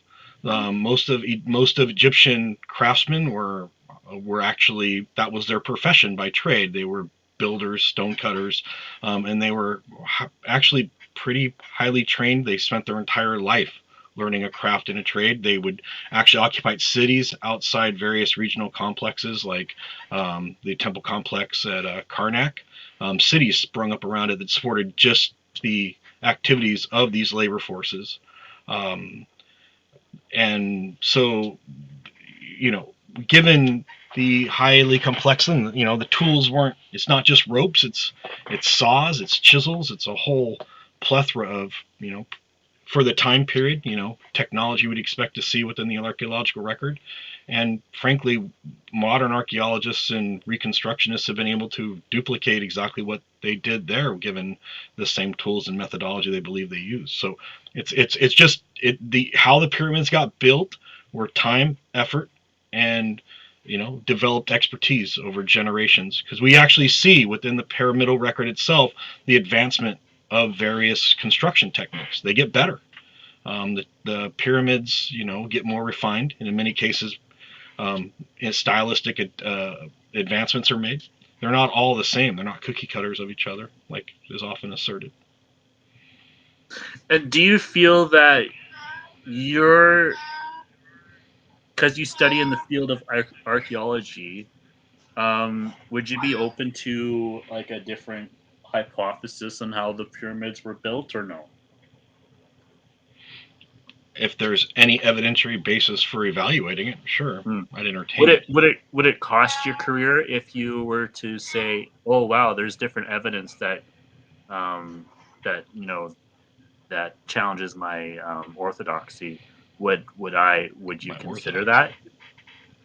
Well, I would say I would be more than willing to consider any reasonable hypothesis based on the observable evidence. But if you're going to say that I'm embracing orthodoxy, that's fine. But I'd also say that much of what's out there is alternate hypotheses border in the line of lunacy. How would that be lunacy per se? If your hypothesis is aliens, yeah. If your hypothesis is aliens, I mean, explain the massive amount of tool marks that are highly indicative of the tools we find on site, and like just the quarries, for example, unfinished stone quarries. Mm-hmm. I mean, that again, we see where the blocks of stone are being taken from, all the materials, different styles and contrast of stones, other materials being used, farmed on site, mined on site, brought on site, transported from all over Egypt, with tools that we find in all states of repair and use, and it appears to be nothing but manual labor producing this. Why would we conclude anything else other than that, given the body of evidence that we have? So how did they lift all those rocks up there with just ropes? Again, Was there like a pulley system, you're- or like what? Is there like a crane system? no. So The depending cranes that we have on right where, now can barely lift those rocks. So you're telling me well, people in He's Egypt, gonna answer. you know what I mean? so actually there was a ramp system, and have you? I mean, I'm not trying to be pedantic. Have you been to Egypt? No, I haven't been to Egypt. Right. A lot of the rocks are a lot smaller than you may think. I mean, they're large stones. And they go several tons, sometimes tens of tons. But the reality is they're all man movable, given earthwork ramps, rolling systems, and just physical labor. I mean, you put 300 people on a pulley system, you can move and use stone rollers. I mean, or wood rollers. You can move quite a bit of this stuff. I mean, it's the same analysis. I mean, this isn't much different than like analyzing how Stonehenge was built. In many ways, they're contemporaneous. Old Kingdom Egypt, Stonehenge, and there's a lot of megalithic structures that were built throughout the Mediterranean. The Mycenaean palace complexes throughout the Mediterranean. There was quite a bit of this monumental building occurring on similar scales, maybe not to the extent the pyramids, but in many ways similar. And we got to understand the population density of Egypt. Egypt was a really good place to live. A lot of people, a lot of food, and so this kind of monumental building is a byproduct of their society, and actually it's a testament to the fact they had additional labor forces they could employ on this rather than just solely food production because of the richness of the Nile. So okay. So I also have another question.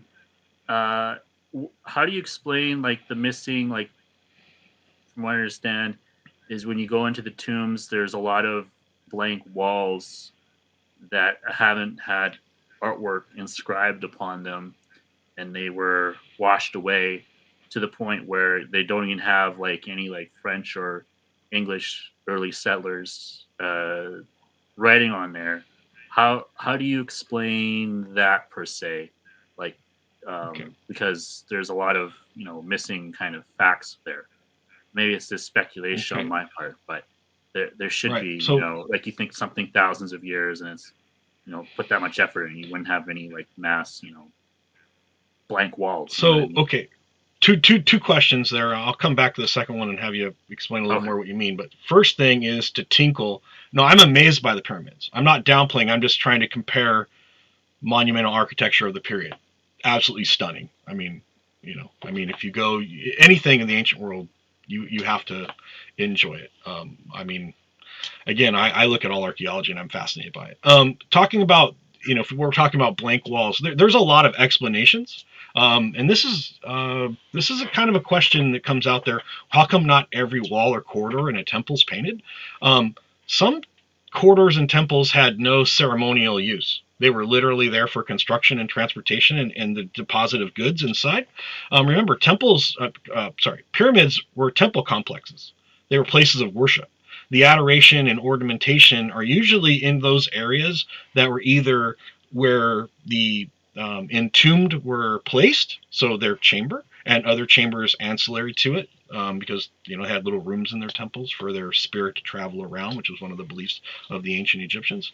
Second thing is there were also these pharaohs. In the case of pharaohs, were worshipped as gods, so there was a austere presentation, both externally and internal, into those areas where you could ingress and egress out of the temple during complex ritual worship, particularly columns and ceilings and walls and things like that. But even temples or pyramids or smaller tombs that we find in Egypt often have quite a bit of ornamentation. Because remember that sometimes they're completely tombs in particular. Every wall, every feature has some kind of ornamentation on it. Pyramids tend to, towards the extremities may have less, but also remember these are monumental constructions expected to be completed by the reigning ruler's death. before the next ruler takes, their place. So there's also just a need to get it done. So exterior and specific interior passages took priority over other, ancillary places. And often we find unfinished corridors where the walls are rougher. There's still tool marks present. They're not the highest level polished stone like they are in other ancillary chambers. And to come back, I don't understand what you mean by like French and German and English writing in them. Why would you expect English, German, and French writing in them? I don't know. Maybe the settlers were supposed to, inscribe their findings or whatever, or their journey or journal. Well, actually, journey. I don't know. Well, It's just, a lot of tombs. I guess it goes into the flood hypothesis. Well, but the flood, as far as English as a language and German and French, we're talking like those are all languages that come into existence in their modern forms after like 1000 AD. So, I mean, if we're talking about pyramid construction, I mean, and the one thing we do have is, we do, even within the hieroglyphic texts that are present and other texts that are found internally, we do see various forms of hieroglyphic plus, hieratic and other texts that are native Egyptian texts that, change over time. We can, you can date texts that are found within, say, an Old Kingdom sarcophagus from a New Kingdom sarcophagus, even though they're both written, quote unquote, in hieroglyphics. You can tell the age by some of the small, subtle changes in, if you want to call it the language, but it's the written form of the language of the period. And then there were cursive forms later as well. So, I mean, these are all things that, Egyptologists, which is a highly specialized field, by the way, these are archaeologists that specialize in Egypt.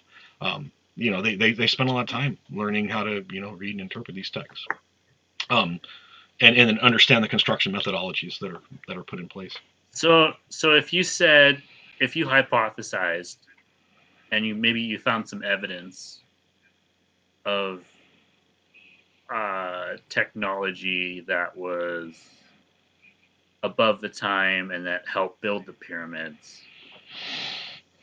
would you maybe reconsider your hypothesis that it was from a higher technology basis?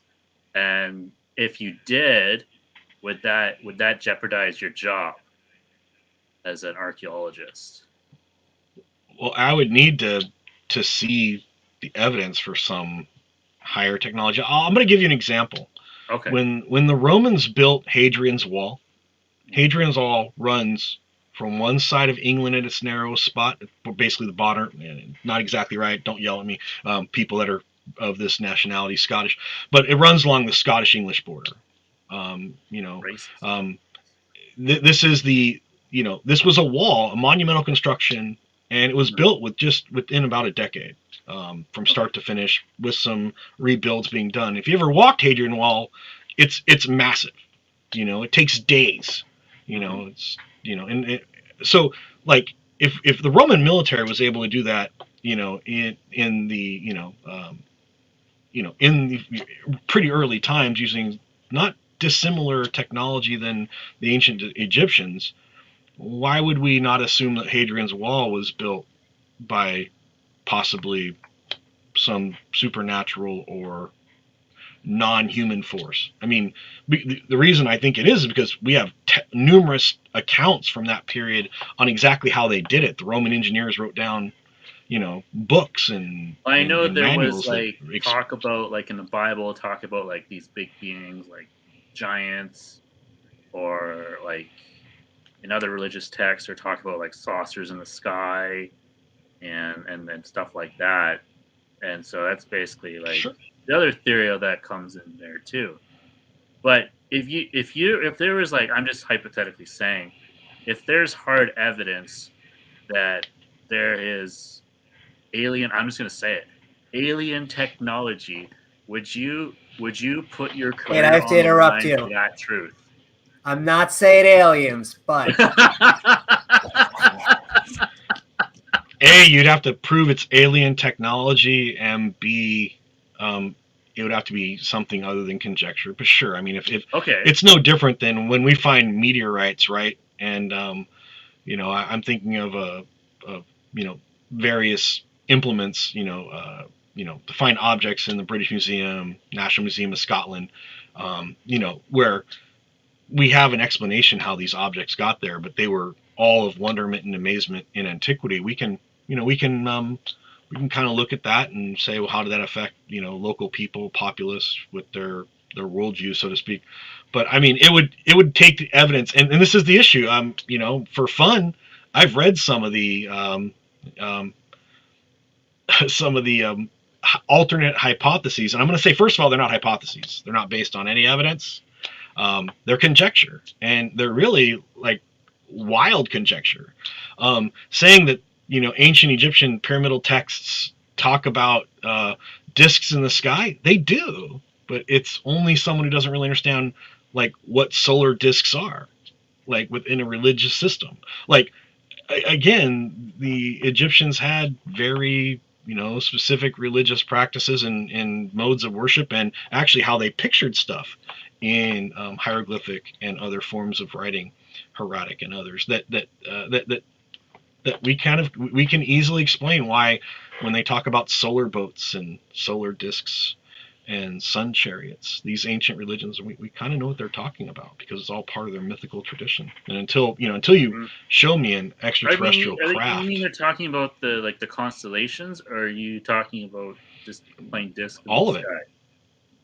Well, so this is all part of the system, right? How they pictured what these objects were and how their explanations. I mean, again, I could pull up images, but Amy probably doesn't want to take that much time. Like when you see ancient Egyptian deities with suns pictured over their head, they have discs over their head. That's a representation of the sun in many cases. Right. So it's this was a motif in Egyptian iconography. And so Jonathan, again, I have one more question. I really need to ask this question. Sure, and then I just want to, and then I'll tie it back to both of you. I just have a question about what you guys were just talking about. But sure, John, you said you had one more? Yes. How do you explain the half dog?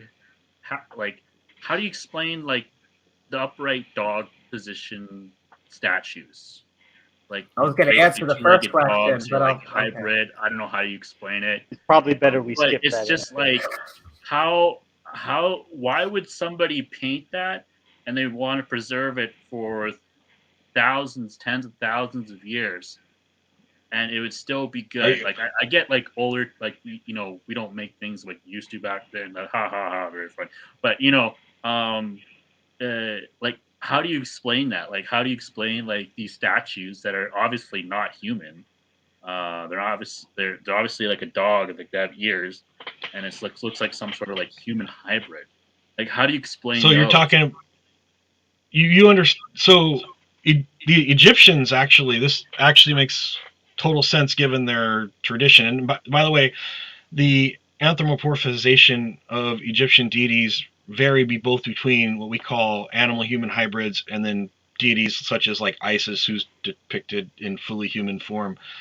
So in many ways, the Egyptian gods, their characteristics that they were trying to present, like for example, Horus, the eyes of an eagle, because he sees all. So the keenest vision, being an eagle or a hawk in Egyptian mythology, that god having pure knowing vision is depicted in that form.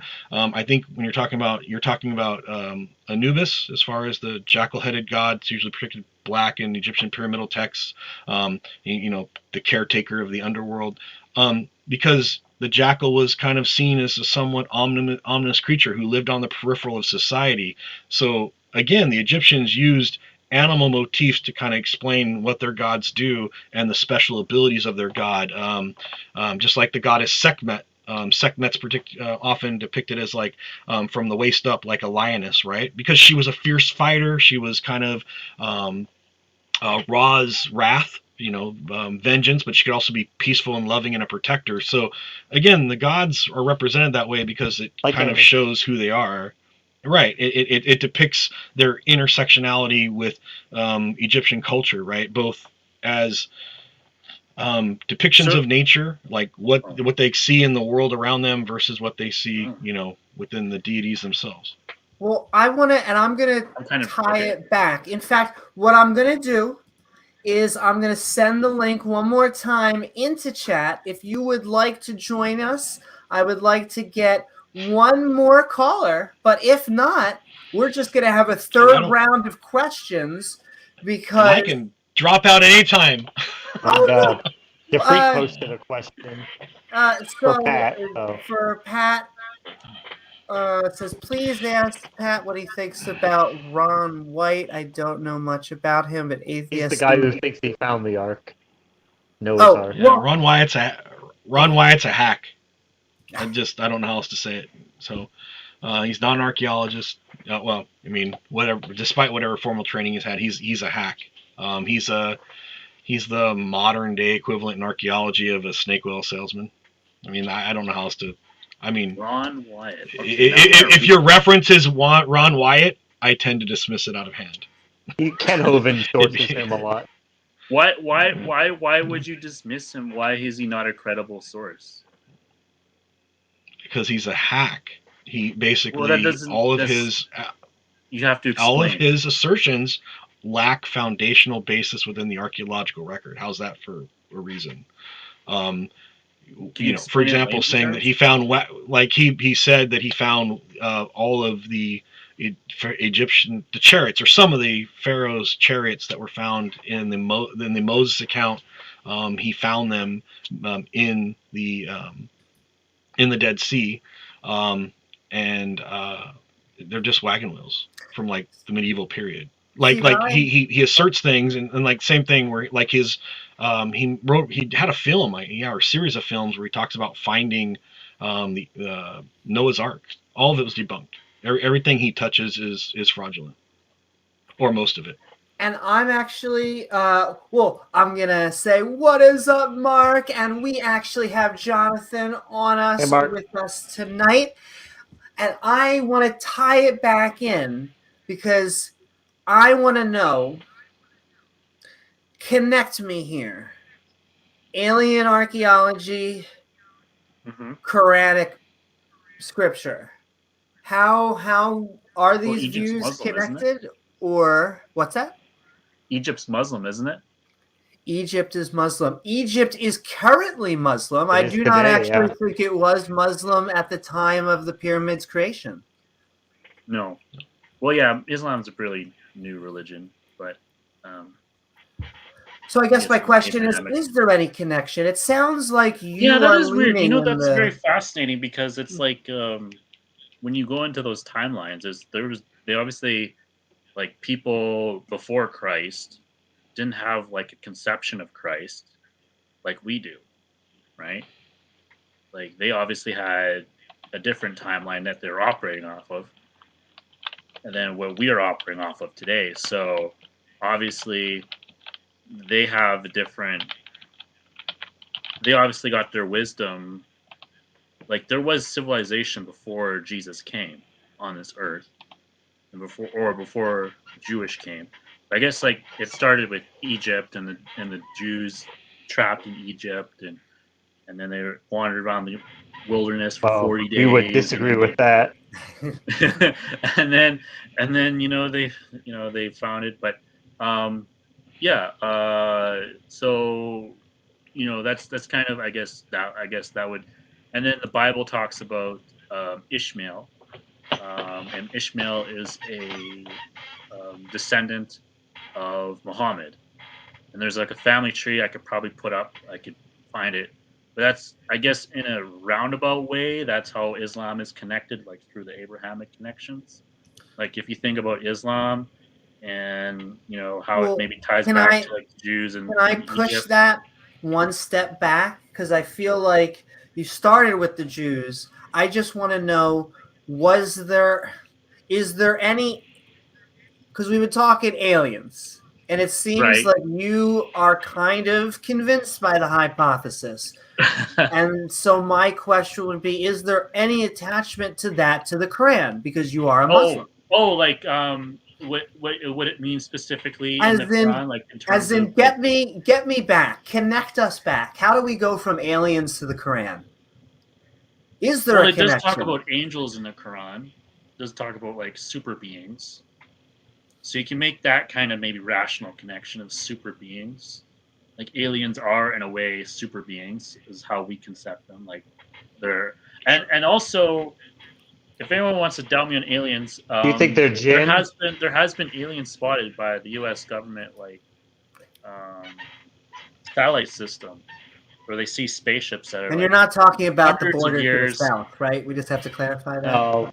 Okay. Pardon There me? is unidentified objects, but Yeah. that they're aliens is not Well, currently substantiated yet. what James just said, I believe in unidentified flying objects. It's when people identify it that I start to get the problem.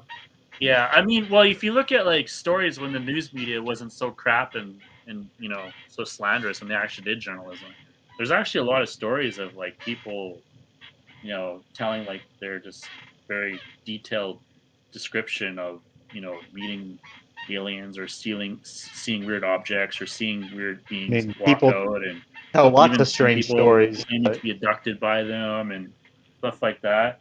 And So okay, well, freeze frame that. Now yeah, let's get me back to the Quran.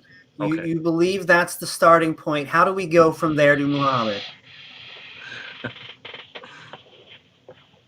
Well, I And I'm think interested. I'm Muhammad. not even done.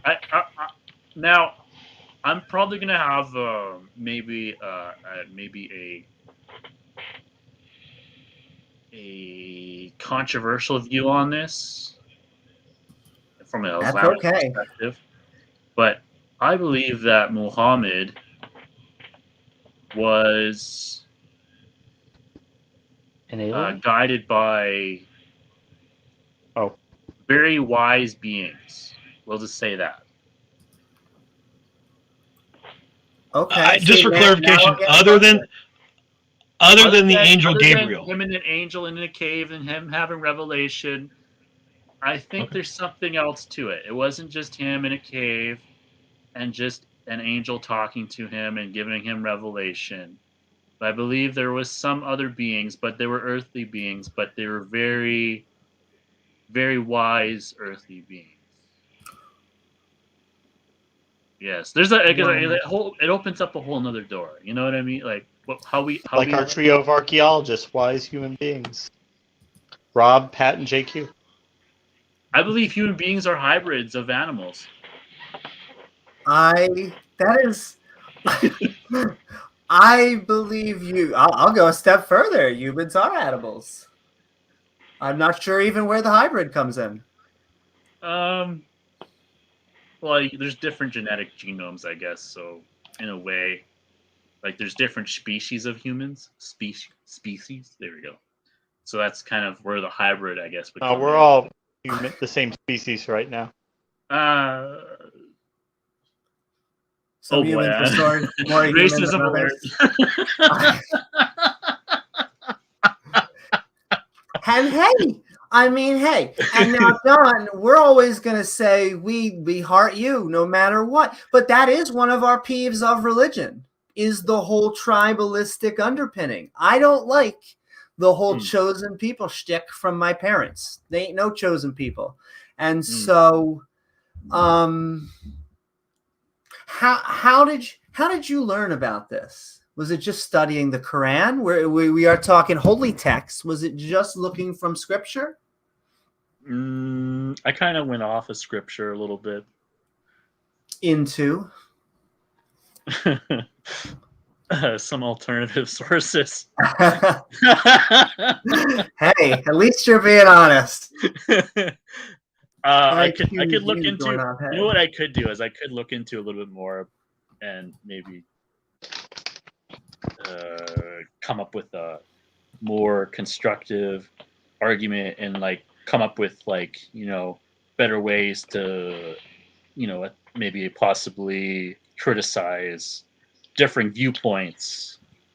But yeah, I definitely, and I guess that goes back to the faith thing. Is let's just like I don't know if like aliens are, I don't know if shapeshifters are going to come and reveal themselves to them. So Just kind of. Oh, Amy has sure. done that before. Go back to my parents. Go back to the lizards. I was supposed to rule the world, ladies and gentlemen. I am owed a lot.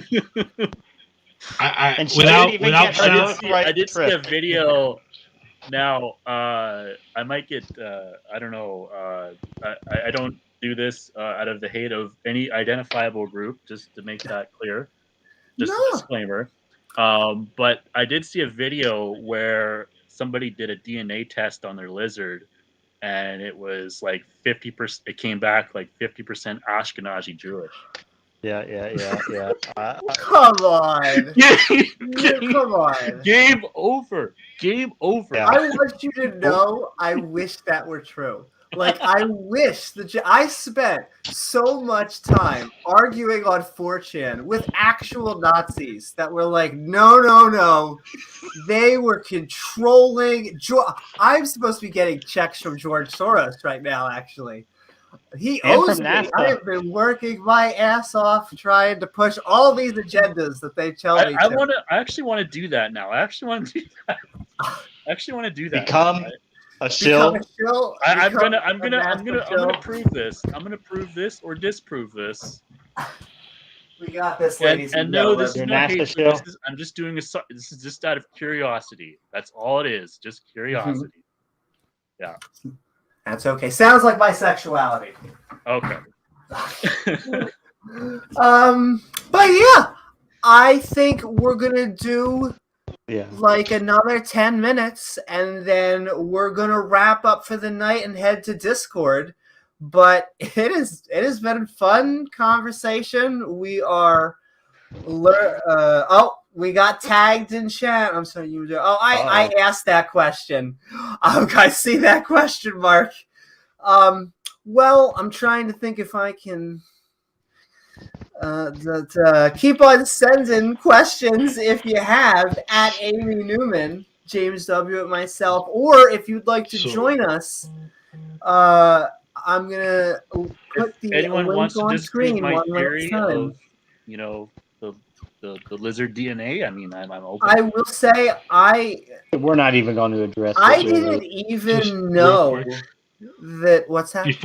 Before this goes totally off the rails, for those in chat, I do want to point out something. There is some really good ways to get some information.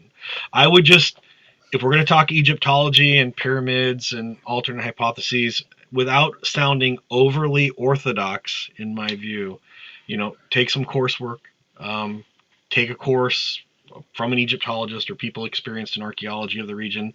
I put in chat, Amy will throw it up there. It's the Future Learn website. Now, I'm a big fan of free education. So Future Learn is a site you can go to and sign up for classes free. If you need credit, then you have to pay. But if you just want to learn and want to learn for learning's sake, they have coursework on archaeology, anthropology, ancient history, languages, culture. Like if you want to learn Irish or you want to learn Latin or you want to learn Italian, you can take introductory courses on Future Learn for free. And for those of you that want to learn about just basic archaeology or forensic anthropology or any of these fields, there's basic things you can do. And Amy will throw that up now if you guys want it, because I put the website. Yep, it was actually up there. So again, futurelearn.com. It's a good place to start. I mean, I send my own students there. Someone says, "Are you going to teach a class on this?" I said, "I'll say no, but you can go to Future Learn, take a free class on it, and get it introductory." Like right now, a couple of my students for fun are taking a class on Zoroastrianism, right? Because we don't offer one at my institution. So I said, if you want to learn more about it, go over here and take free. Which I'm interested in, because that's where so right now, Christians and Muslims got their heaven and hell from, or at least, let's say, Since we're afterlife. Well, and let's since we're talking about angels, right? The whole concept of angelology and demonology within various traditions, seems to have some strong ties. I'm not saying direct ties, but obvious ties to earlier systems, not necessarily Abrahamic ones all the time. Shane wants to know, can you ask, I assume, Jonathan, if he's getting all this info from the book Chariots of the Gods? Oh, you asking me? Yes, I think that was for you. Oh, okay. Just different sources. Book of Chariots of the Gods. And I'll also post I Pat's forget. link in chat. It was a while ago, but I know it was a website. It wasn't a book. I apologize. It wasn't a book. Oh no. Well, that's a good That's it. question. Well, I have to ask, what do you view as a reliable source?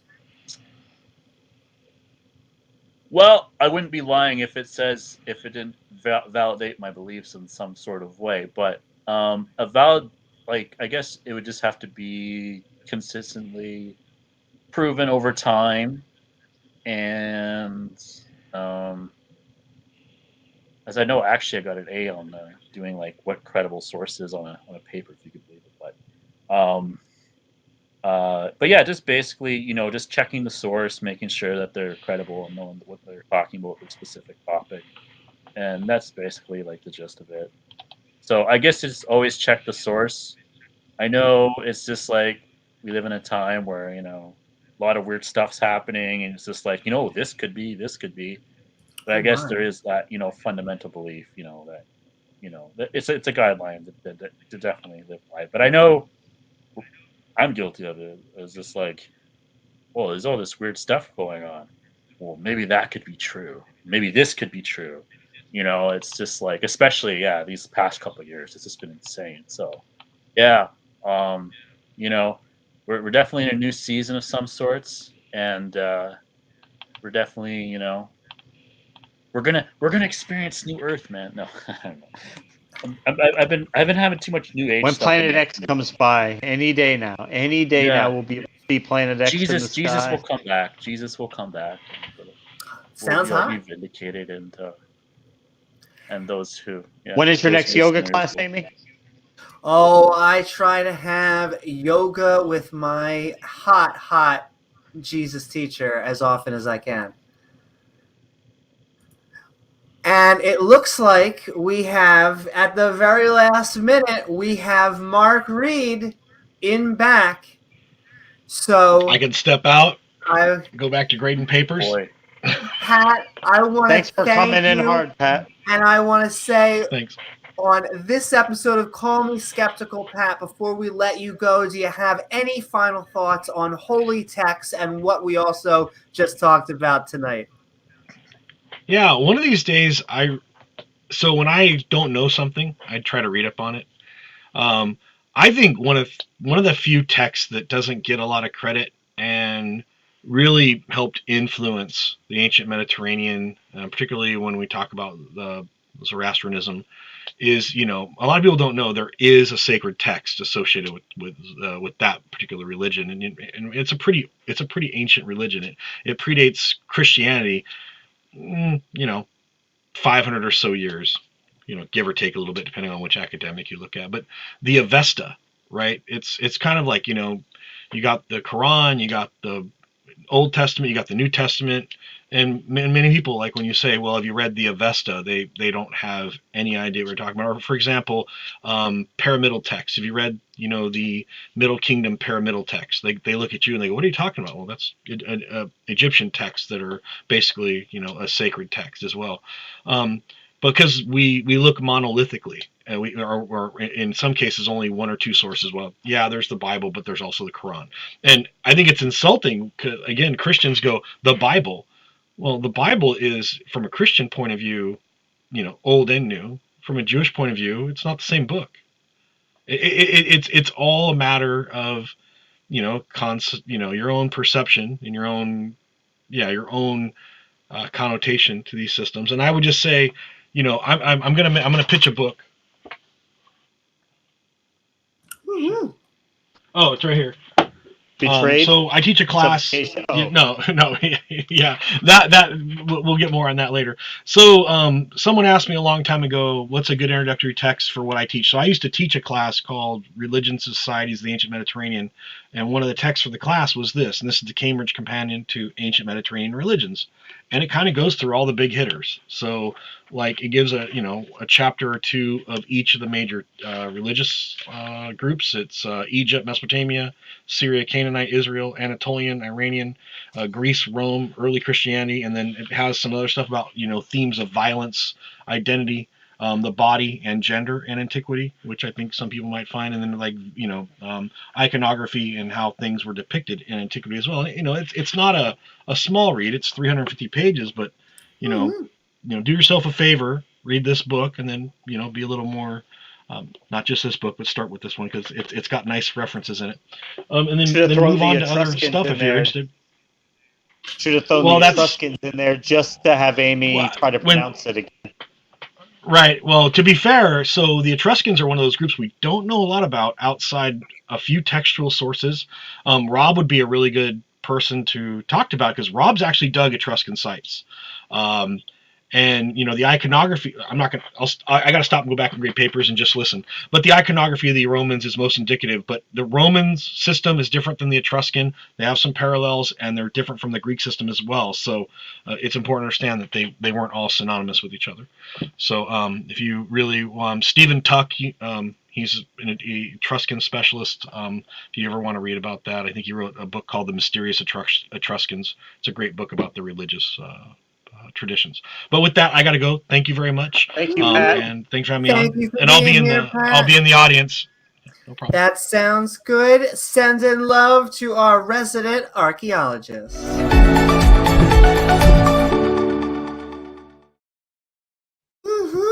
But we are about to add in Mark Reed. He is going to be our last guest for the night before we head into Discord.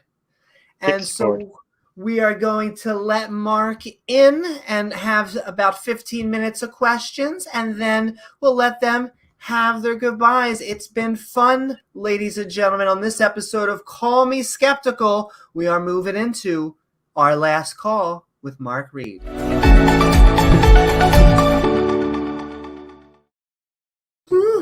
What is up, Mark? We are Calling Me Skeptical. Tonight we are talking about holy books. Definitely in the mix, at least. And so my question for you would be, what is your thought on the subject? And then if you'd like, we have any questions we always give priority to our theist here. So any Yeah, and I think that's really good because we are talking about theology. So it's good that theists are prioritized, and it's very good to meet you, Jonathan. I've never met you before. My name's Mark. I'm on here a lot, so hopefully I'll see you around, and this will be really, really good.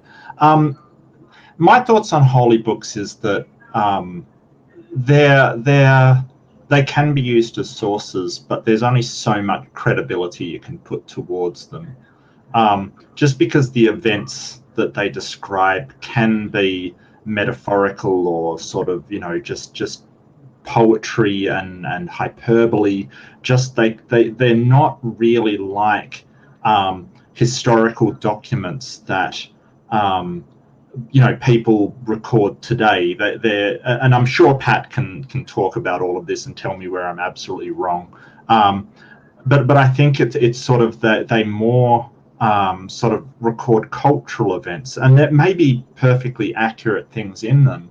But I really want to speak on credible sources and what would be credible sources. And I want to point to this lizard DNA thing because I did a quick search. I got sources. Yeah. So what I found is that it came from a Planet Today, a news source. I also traced it to another news site called Natural News, which looks heavily sort of religious-based, Christian-based. And then I did a backwards search, found a link, and found it's actually traced as the originator of it is TikTok. And I'll just get the website here. It's Official TikTok Science, which is a animal satire show. Science, animals, satire, follow for new animals. Are you talking about the lizard DNA thing? Yeah, yeah. So the guy that sent it off to 23andMe with his wife, so in the video that's doing the swab, it originally was posted to TikTok by him and his wife who do this channel, and it's a satire, right? Like it's like The Onion kind of thing. But what's happened here is these news sites, you know, this Christian news site and this other news site has picked up on it thinking it's real news, and it's not. It's just a TikTok. It's just a funny TikTok thing. It's satire. I mean, I can give you the link to it if you'd like. I can. You telling me birds are real? They might just be. They might just be. I'll put it in side chat there. I mean, I can put it in the normal chat as well. It'd be like Amy claiming to be a shapeshifter and then that going as actual news, that evidence that they really exist. Can you imagine if it was like just take what that would mean? Like, first of all, lizard isn't alien. I don't understand that claim. First of all, that would mean they would be homegrown, right? Even if they were lizards, they'd be Earth lizards, right? But who's to say that lizards aren't aliens? I mean, I guess, but anything's possible. But they're two buckets. That's what I'm saying. Even if Jewish lizards controlled the world with lasers, that doesn't mean aliens. They'd have to be like alien lizards. But are they really lizards then if they're aliens? Ashkenazi. Yeah, my mind's blown. What's your source? The Terror Papers. It was written by Robert Morningsky in 80s, 1984, 85, something like that. How are you spelling And it's like that? it's actually like an in-depth. It goes into like, so when you read these documents, you know, you have to have an open mind in the proper context. That's right. You have to have an open mind, as I said, and that even if it is like a fraction of percent true or percent true, it'll change your whole conception of like human history and the different dynamics, because what it does is it ties into like the extraterrestrial like galaxy, and then it turns and it has a timeline of like galaxies away, galaxy years, whatever. Yeah. And then it ties back into you know, human events, and like it goes into like religion, like the how Islam was formed, how Christianity was formed. 0%? A different viewpoint of Jesus. And actually, he wasn't called Jesus; he's called Jesus, or but Jesus is the English name. Mexican. Jesus or Yahweh or Yeshua. There we go. Yeshua is probably more accurate than Jesus. Yeah. No, I get you, and if a certain percentage that is true, what really concerns me is not the if, but the methodology, how we tell it's true. Like, you can sort of go read anything and go, this would be momentous if it was true, right? And it would be incredible. But what really concerns me is how do we tell if that if is actually correct? Because we can say if about tons of things. Well, we eventually take things on faith. Oh. Do we? Yeah. I generally don't. I can't say I take anything on faith, really. Well, I make a couple of... Do you know everything? No, absolutely not. But I take a couple of presuppositions. I take a couple of presuppositions, but only that which is absolutely necessary, which isn't taken on faith. I can demonstrate that those presuppositions have to be made to, well, even to have this conversation, essentially. So what do I take on faith? Minimum necessary presuppositions, yes. What do I take on faith, Jonathan? I don't know what you take on faith because I don't really listen to you that much. But just as a basic standard, it's just like we can't know the absolute truth, like what I was mentioning earlier. Is like you I don't can't think you go can't know to any. Yeah, I would agree. You can't know any absolute truth. I would yeah. agree with that. But you And can I'm not sort of saying take like a well, there's no truth at all. parsimonious. I'm just saying that Sure. I mean, so like if you have a preposition, something, if there's a God or not a God, one of those has to be true, or else your entire sort of system of logic breaks down. right. Well, but I mean, like there's times, there's circumstances where, you can look at a forest, and maybe the Yeah. forest ranger will see the different species of plants and life that's there, Sure. whereas like a prepper would be like, okay, I can use this to build, and this would be good for angling for a roof, and I can lean this branch on this tree or whatever. So basically it just depends upon your experience and your what is true, but it doesn't necessarily mean it's not true. You know what I mean? Like Yeah, no, I there's get two you. different. I totally agree with you, Yeah. but you're sort of confusing sort of knowledge with the actual metaphysics of it, or the epistemology with the ontology of it. So whether or not the forest ranger can recognize more stuff than the other person, Mhm. something will be true of Yeah. that thing. Like regardless of whether you can recognize it or not, there will be a truth there.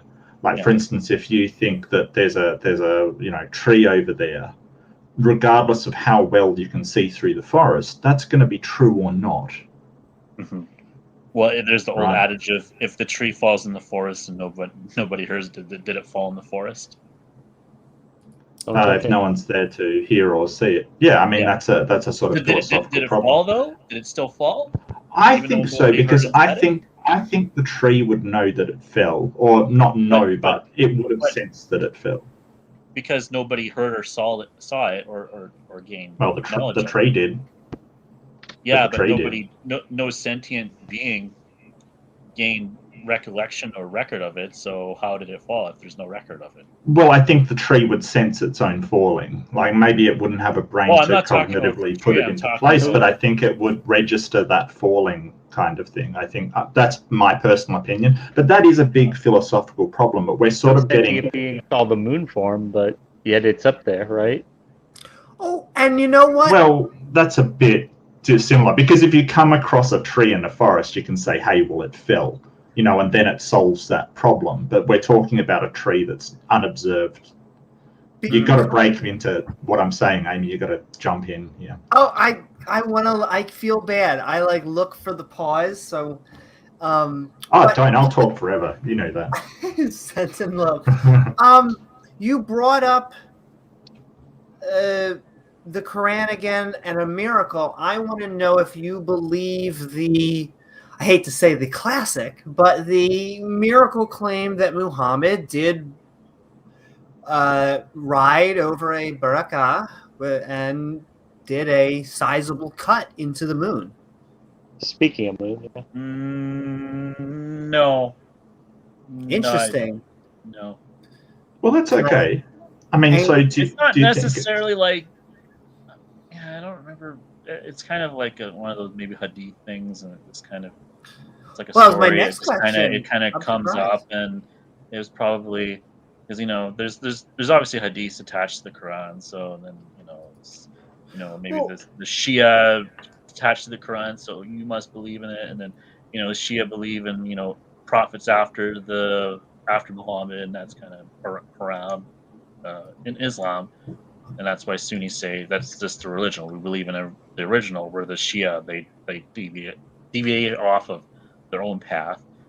So there's different ways, and like I know, like speaking with like different Muslims, it's like Muslims from Pakistan, they have different like customs. It's just like you know they believe that you have to eat rice with your hand because that's what the Prophet did. And then I'll talk to Muslims from Egypt. They're like, "What the fuck? I haven't heard of that before." Right? So it's kind of it's just kind of those different branches, like like it comes from the same root, but if you have different branches, one's gonna be thick, one's gonna be thin, one's gonna have and more. can I ask, are you a Sunni Muslim? Yes. Would that be like, is that your top branch? Is there any other denomination, or you're just like, I am a Sunni there'd be Sunni and then there'd be Shia. Those are the two main ones, and then there's like kind of some offshoots from like Sunni would be like Sunni Wahhabism, Sunni. But I guess, yeah, that would be my Shia question. would Is be there's no Shia's like, like more. I don't know. Shias they do like I don't know. I think they're more. Well, Wahhabism is pretty like they have some pretty intense chants, but like there's like I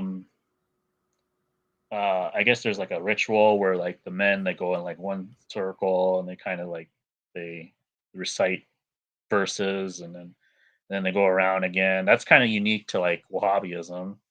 But like usually like the basic, if you were to go to like any Sunni mosque or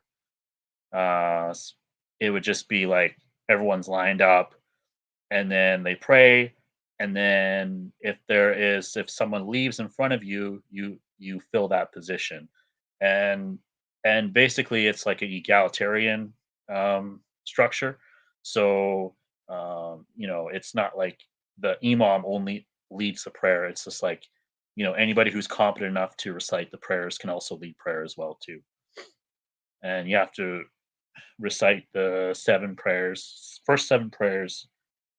first seven verses of the Quran, in order to be competent to lead the call of to prayer. Basically, yeah, yeah. So that's basically how that works. It took me a while, but I'm learning it. So yeah, it's good. But do you anyway, oh believe sorry, I that? deviated off of it again. I don't know. So we Oh, were you're good. talking about what we're talking about. Well, Yeah, I originally just wanted to know because you could say there is, so in Christian, you could then go Catholic, Protestant, but then you could then go into Protestantism, and then there's like the many denominations of Protestantism. So I guess hmm the question was just, do you view yourself as like the traditional Sunni, or do you view yourself as kind of mainstream, but then you like also like maybe just a a new age Sunni denomination and Muslim, or yeah, I guess that would be like the Catholics claim that too, like they're the traditional. But I have a hard time with Catholics because a lot of their traditions are based off of paganism. Like if you look at like the statue Mary, like you pray to the statue Mary. Confession that's different in Catholicism than Protestantism. I can think of also Christmas too, like lighting up the tree. That's actually from a pagan religion. well, it says in Um, the Bible that you're not supposed to put ornaments yeah, on a tree. yeah, it Yes. has nothing to do with Abraham. Nothing to do Well, with I don't think it Christianity. says you're not supposed to. I think it just says that pagans are the ones that put They're the ornaments on heathens. trees. Yeah, more just Yeah, discusses their practices of doing so. yeah. I think there is a sort of implicit theme to it that, hey, that's something that the heathens do, but I don't think it specifically says, commands not to do that. Because it's a heathen practice, so maybe. Well, So I guess I all have a Christians still do question. it. Still do it, but it's a type of Christian. Like I don't know if you would see that. Like if Well, Christians we got celebrating in way India off would topic. I A really little want to bit. know whether splitting the moon, whether you think that's metaphor or it just didn't splitting the happen and moon. it was. Yeah, the what Amy asked about was that he rode up on Well, Oh, a like it the is giraffe. one of the in fact, I thought it was one of the main Sunni miracles. Or not even oh, Sunni. I'm hang on. not sure that the splitting of the moon, as far as I am aware, I believe Sunni and Shia both believe that. I believe that the Sunni and Shia split comes from after Muhammad died. It comes from Who the kind succeeded? of Yeah. Oh, okay. war of Successor. secession, yeah, of trying to figure out who would lead afterwards.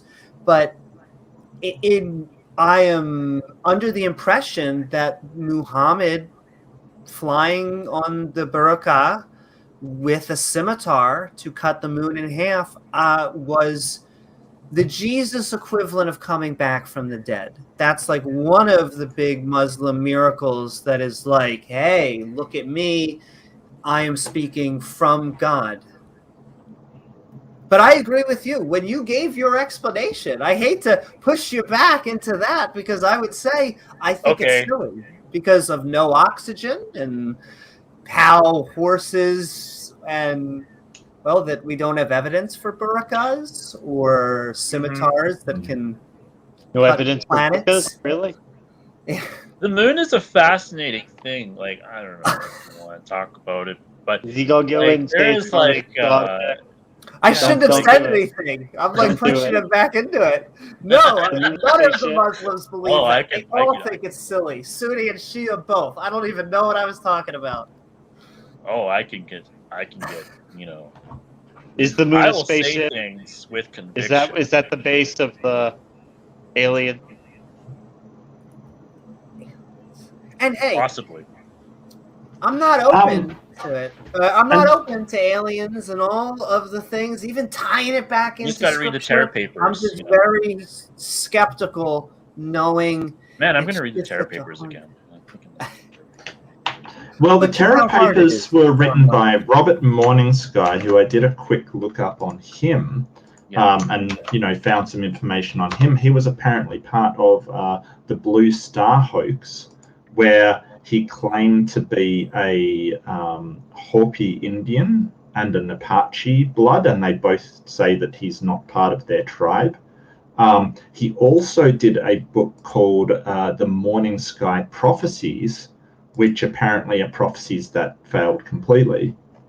So if Robert Morningstar is the person you're citing as I still don't see how that's a credible source. And I'm going to let you answer, Jonathan, but we're going to go for about 5 more minutes, and then I'm going to let you guys have your final statements, and we're going to head out to the after show on Discord. Do it to me. So Robert Morningstar appears to be just a guy that wrote a book called the Terra Papers. They're not papers as in any kind of scientific or peer-reviewed or supported by anybody else. They're just a book that he wrote, followed by the Morning Sky Prophecies, and there was a third one as well, Star Warrior Papers. Back in the 90s sometime, as far as I can tell. They're listed under fiction.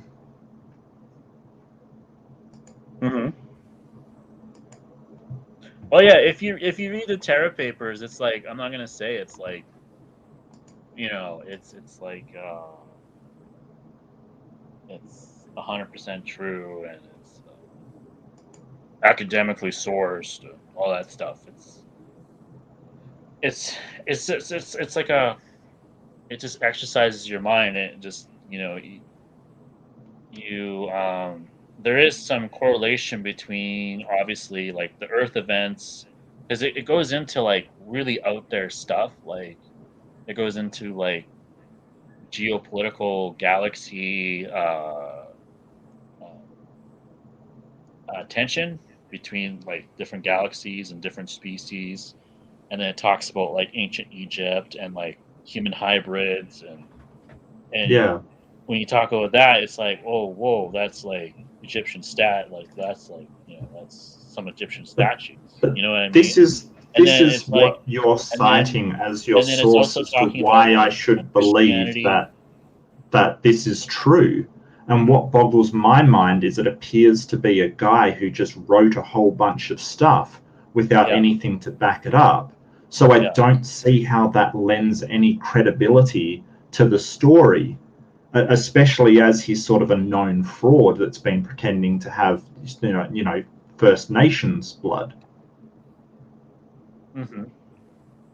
It just doesn't do it for me as far as credibility, and I wonder sort of what reliable methodology do you have for telling what this guy says in his books are true and what's not true. How do you evaluate that?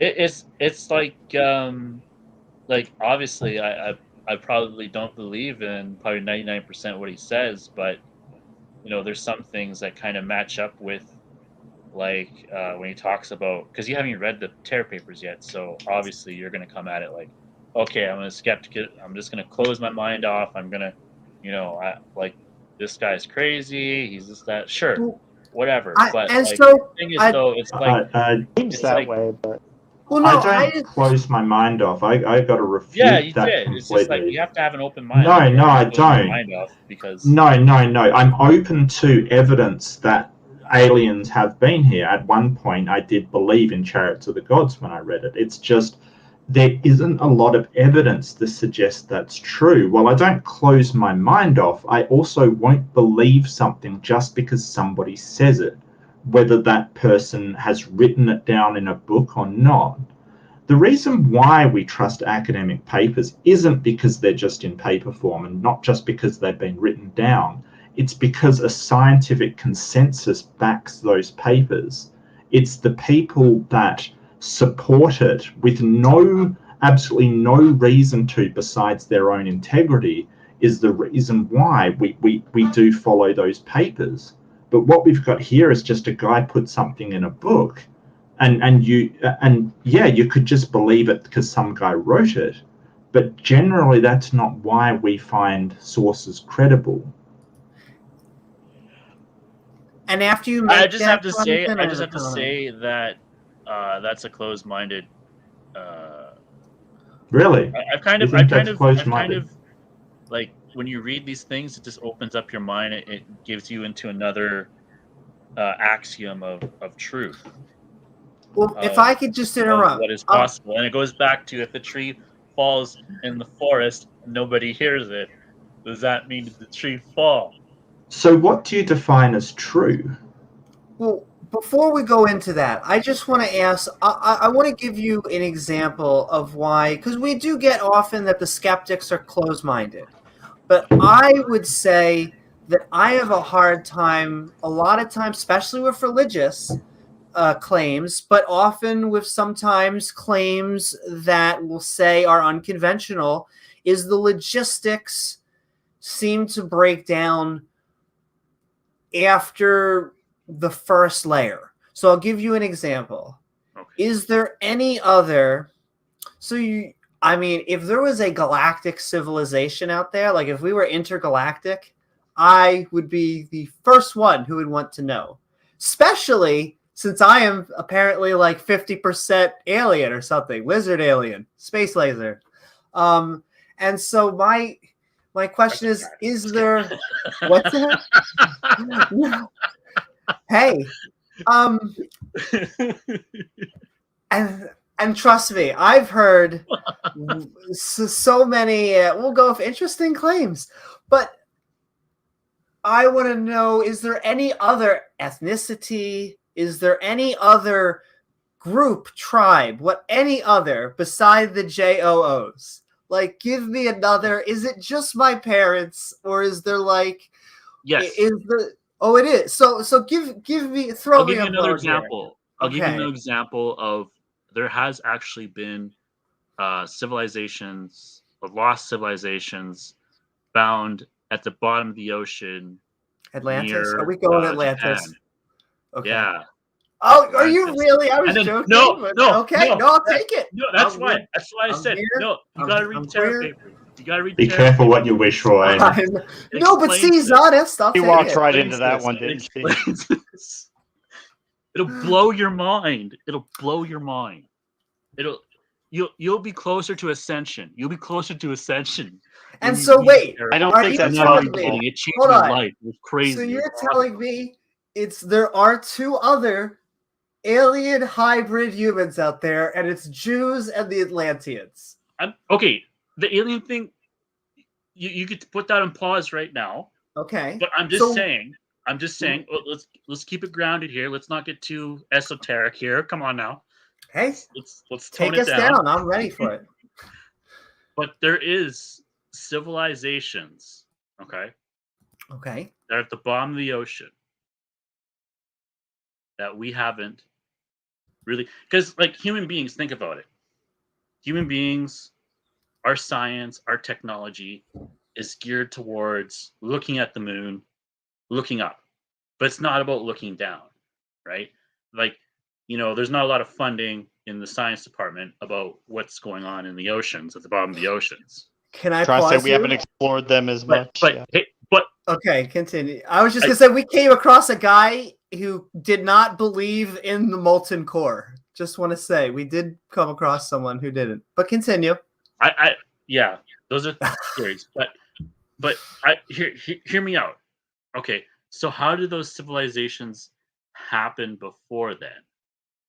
Obviously, the Earth was dented, and it actually it does like it has a chronology of like what happened to the Earth and when it was attacked and when it was like out of the orbit sun and it was rocks, and then also in the Bible it talks about raining for 40 days and for 40 nights. I don't know if it rained that long, but I think the real chronology of it just rained for like hundreds or thousands of years, and then the dents in the earth filled up with water, and that's how you had the oceans, right? And then also the moon. The moon is also fascinating too, because the moon heavily affects. If we didn't have the moon, like basically most of Earth would be flooded, Tides go or in, we tides would go just out. be. It would be really hell without the moon, because you think about the tides coming in and out, right? Like and a lot of and a lot of and a lot of civilizations on the coast. So if you don't have the tides, just basically have a big flood over again, like like a biblical flood again, right? So the Oh. moon is also it also ties into that as well too. It's very fascinating. And so So you think about yeah, that, and then you think about the different civilizations. You say, okay, this is crazy. This is absolute nuts. This guy. But even if it's just like, even if it's just a sliver true, even if there's just a sliver of it true, and even if it just makes What logical if sense it's in no some truth? it bit, doesn't it it Literally. gives you a doesn't make different. logical It gives sense. you a It different doesn't. perspective, and you just like, whoa, like never thought of it that way. But It does change your it life. doesn't You have make an open logical mind. sense, But does it because make if it the true? floods are from seas and oceans are from floods, then how come we found shark skeletons from 450 million years ago? How did they swim if there were no seas or oceans? If there were no seas or oceans, Right, you said that the flood went into these dents in the earth and created the seas and oceans. I mean, we've had sharks around for 450 million years. How did they swim? 450 million. This is like 450 million years. Yeah, sharks have been around for like upwards of 400 million years. Hmm. Yeah, because it does go. I'm just thinking like the timeline.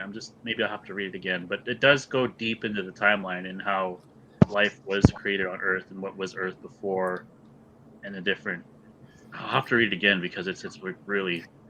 And it's going to have to be continued. I'm going to ask Yeah, one I last mean, oh man, question. it'll change your life. It'll change your life. Read the Terra Papers. Read it And so I'll and give have an open mind.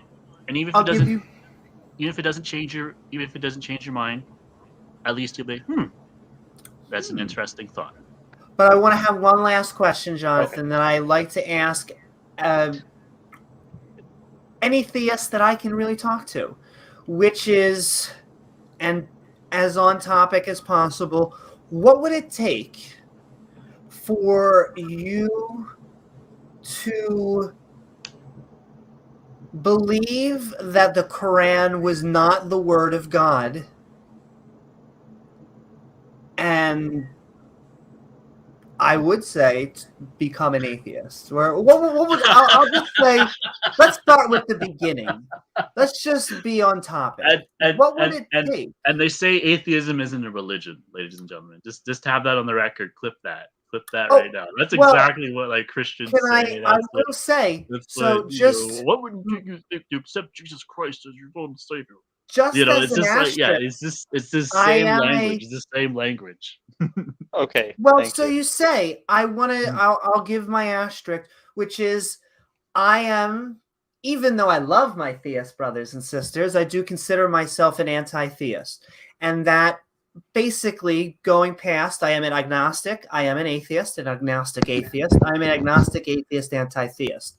And what all of those words means is I may not know for 100% certain that there is no God. I believe that there isn't a God, and I actually think that the belief in a God does more harm long-term to society than the short-term good of maybe a community or the feeling of an afterlife.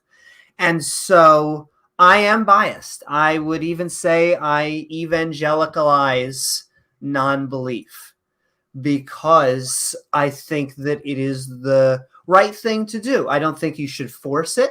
I think that it should be an intellectual discussion that needs to get there through conversations and breaking bread. But it is in the same respect as the evangelical that wants to spread the good news, or the Muslim, in my opinion, that wants to do dawah. In that respect, I think it is important to ask people what would change their mind, because I know what would make me a theist. I'll answer that right on the table. Whether you think it is a good answer or not, that is a little bit different, but I want empirical evidence. I know that is not always fair in the theist position. They will say, why do you need God to touch you on the nose and say hi? But it is one of the ways that I think, and probably one of the best ways, that I could become a theist. It may not even make me a Jew again, a Christian, or a Muslim, but it could make me a theist.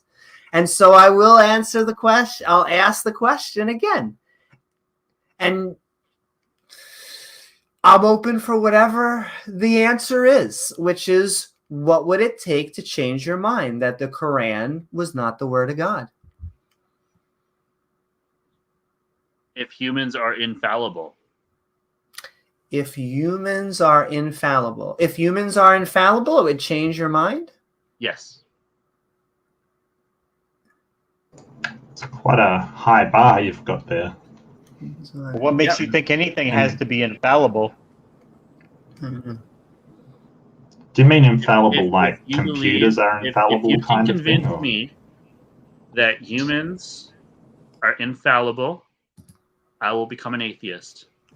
Can So I humans have to be perfect, like infallible. Do you mean like computers are infallible, or do you mean like as in Like- God infallible kind of thing? If humans are infallible, so meaning they don't steal, they don't cheat, they don't need to feel guilt for doing. How about it this way?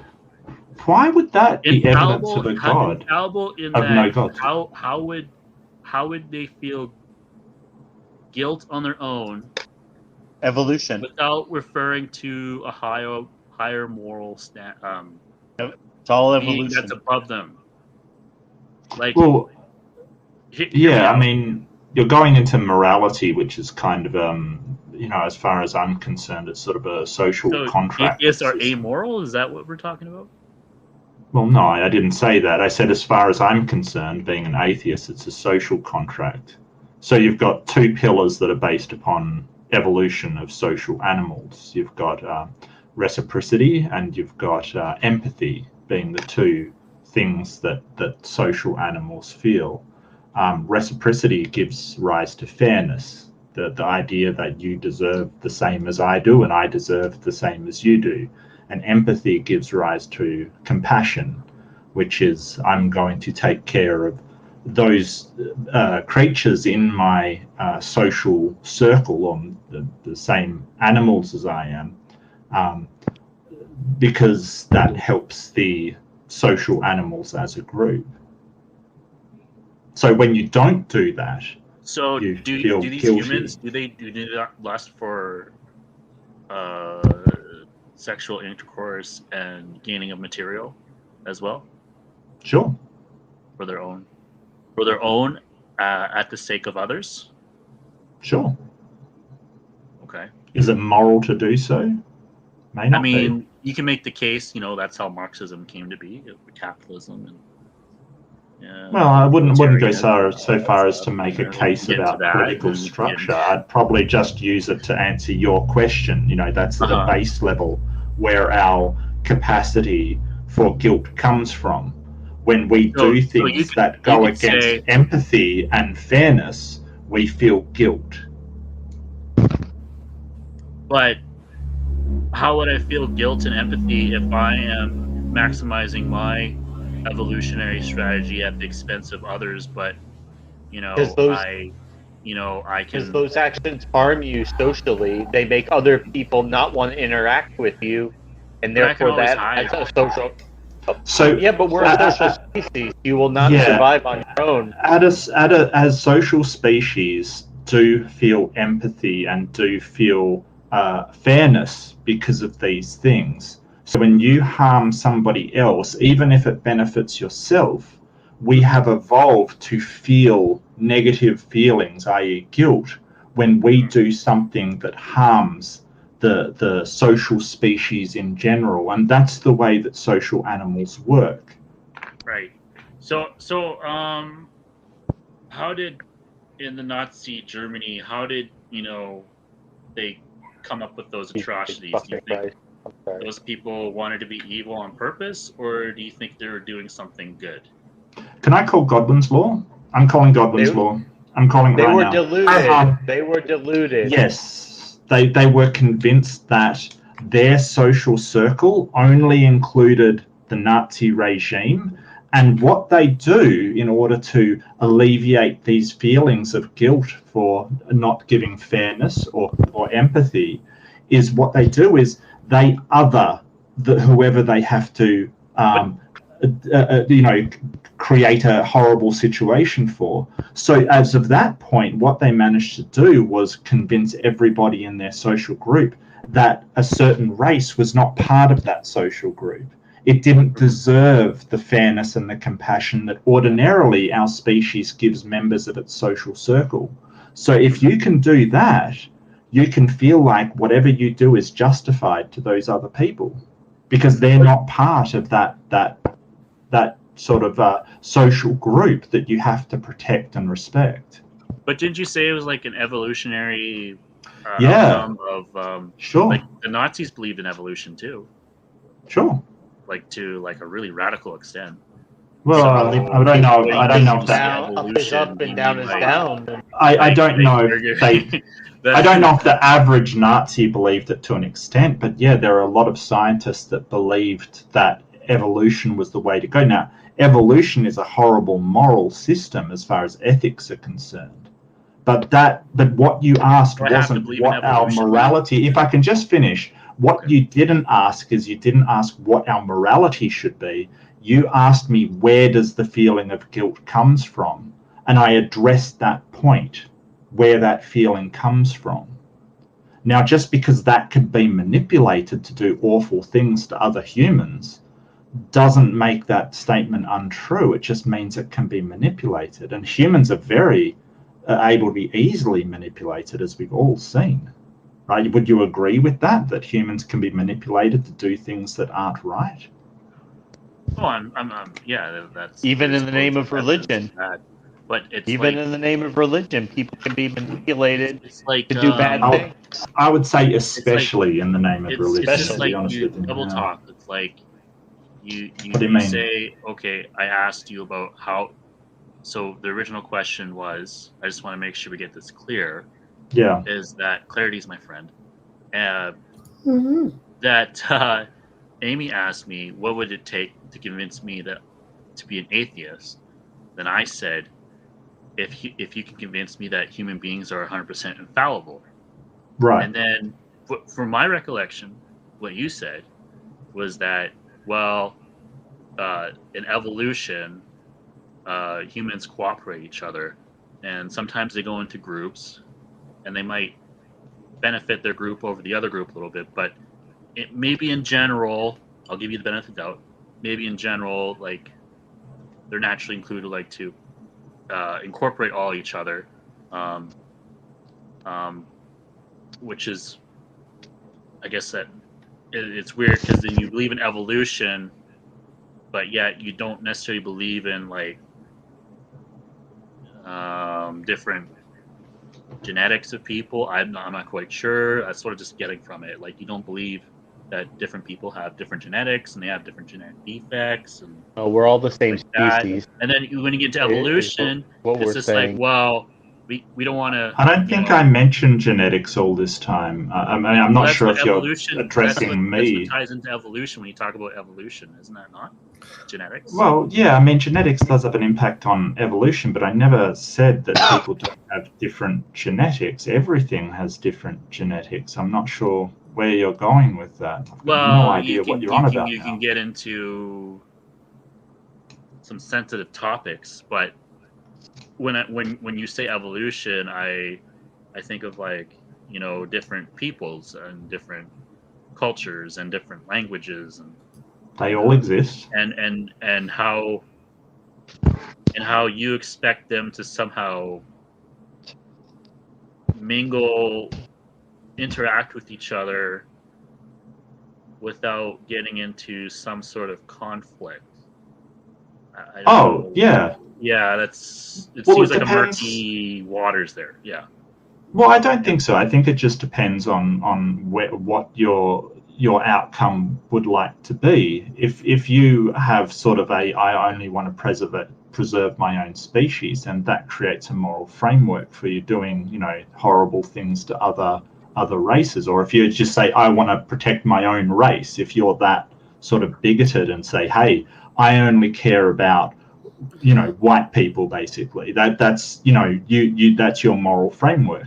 I'm a humanist, so I care about humans, you know, Homo sapiens sapiens. That's who I care about, and that provides a basis for my moral framework.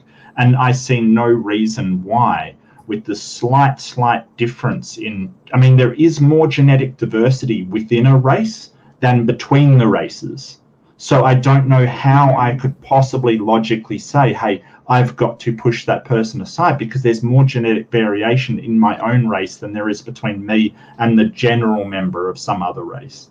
And that's why I think it's just a ridiculous argument. But I just want to address something. You left out a very critical piece of information there. Oh boy, yeah. You said we cooperate with each other. I'm heavily The question that platform right now. I was gonna say, guys, I just want to point out your question wasn't I can say some things right about now genetics. That would probably get your It was banned, so just Don't do that. Yeah, don't do that. Yes. It was where was guilt came from. That's what started off the whole thing. You said, you know, that you humans were infallible. We asked, what do you mean by infallible? And then you said, well, incapable of guilt. And where does guilt come from? And that's what led into that line of questioning. Right. I just wanted to point that out. I want to ask they got two. I feel bad. They got two questions. But this is the last. But one of the reasons I actually like the United States is that anyone can come off of a boat in New York and go into a line in a deli, and no one will blink an eye. It is kind of a weird kind of thing that you can actually become an American, but I kind of don't you like have to speak English though? No, you don't. I mean, you may get some friction from people who, yeah. See, that's even complicated because Spanish and English are highly sophisticated languages. I always find that funny but I mean, my main point is just that I actually think the melting pot works. I actually think that when people come together and trade ideas, it doesn't mean that we need to destroy our differences. In fact, I would say you come together and celebrate what makes us unique. Like, I don't know, if someone likes to knit, and we come together over the things that we actually pick. So, like, people have sports tournaments or things like that. Amy has her sports hat. My sports hat. And I agree, John. And I feel bad, John, because you've gone through basically 3 rounds of skeptics. So we do appreciate you staying on for all of it, and it is lopsided. All the punishment. Sometimes, Yeah, sorry, sometimes Jonathan. you have multiple theists come in. That's what I was hoping. I was telling James. I thought Wesley. Oh wait, he's been coming on at the end of the nights lately. But I have two Doing a two shoot for things, National Geographic. and then we're giving it to Mark, and we're gonna let Jonathan have the last word before James and I close out. But Pat got more spice. Can Jonathan explain why there were so many Bosnian Muslims in the 13th Wafian SS and Free Arab Legion, which Waffen. fought Yeah, for- like Bosnians are like considered European or white or some sort of I'm not Here we go. sort of the specific genetics, but yeah, like Bosnian Muslims are there was actually a lot of, like, Hitler was like sympathetic towards Islam, a lot of so-called Nazis. So you were saying it's race, not religion, so much that determined that. It's both. It's both. Okay. I'm not of the type that that just because you're the same pigment of the skin that I'm going to share, because you have to look at like what happened in Europe with like the different denominations of churches killing each other for different beliefs. I do believe that a belief is very important in holding people together, because that's the Latin term for religion is to hold people together. And so if you don't have that, So if ironic term. if all you have in common is a pigment in your skin, it's just like, well then no, I don't trust you. Like I'm skeptical of you because you have a different belief. And But at funny the same enough, time, I'm not gonna ignore that, generally people want to mate with their own, and I hope that's not too controversial. I would disagree. Yeah. See? I don't know. I'm I trying. don't think that's true. alert. I don't think Because I that's don't true. think there is an own. I Alert. really. Oh no, all three. I think all 3 of us were all. I don't know. come Maybe from maybe I should just stop now before. Yeah. keep Stop going. now. Probably. But and this is the last. Is the guest family Muslim? They want to know what's up the fruit, and wants to know The if fruit. your family is Muslim. No. I grew up secular. Really? I See? There you gained the go. fruits of a pluralistic society, and I found my own path. I can understand, and like I said, just like with the gospel and dawa, the water's always fine. I'm just saying, if you'd ever like to come back to Team Secular, but Amy doesn't bite. we don't bite Not unless you're secular into that. Torontism. That's It's you know what's don't funny? even go there. Yeah, we had.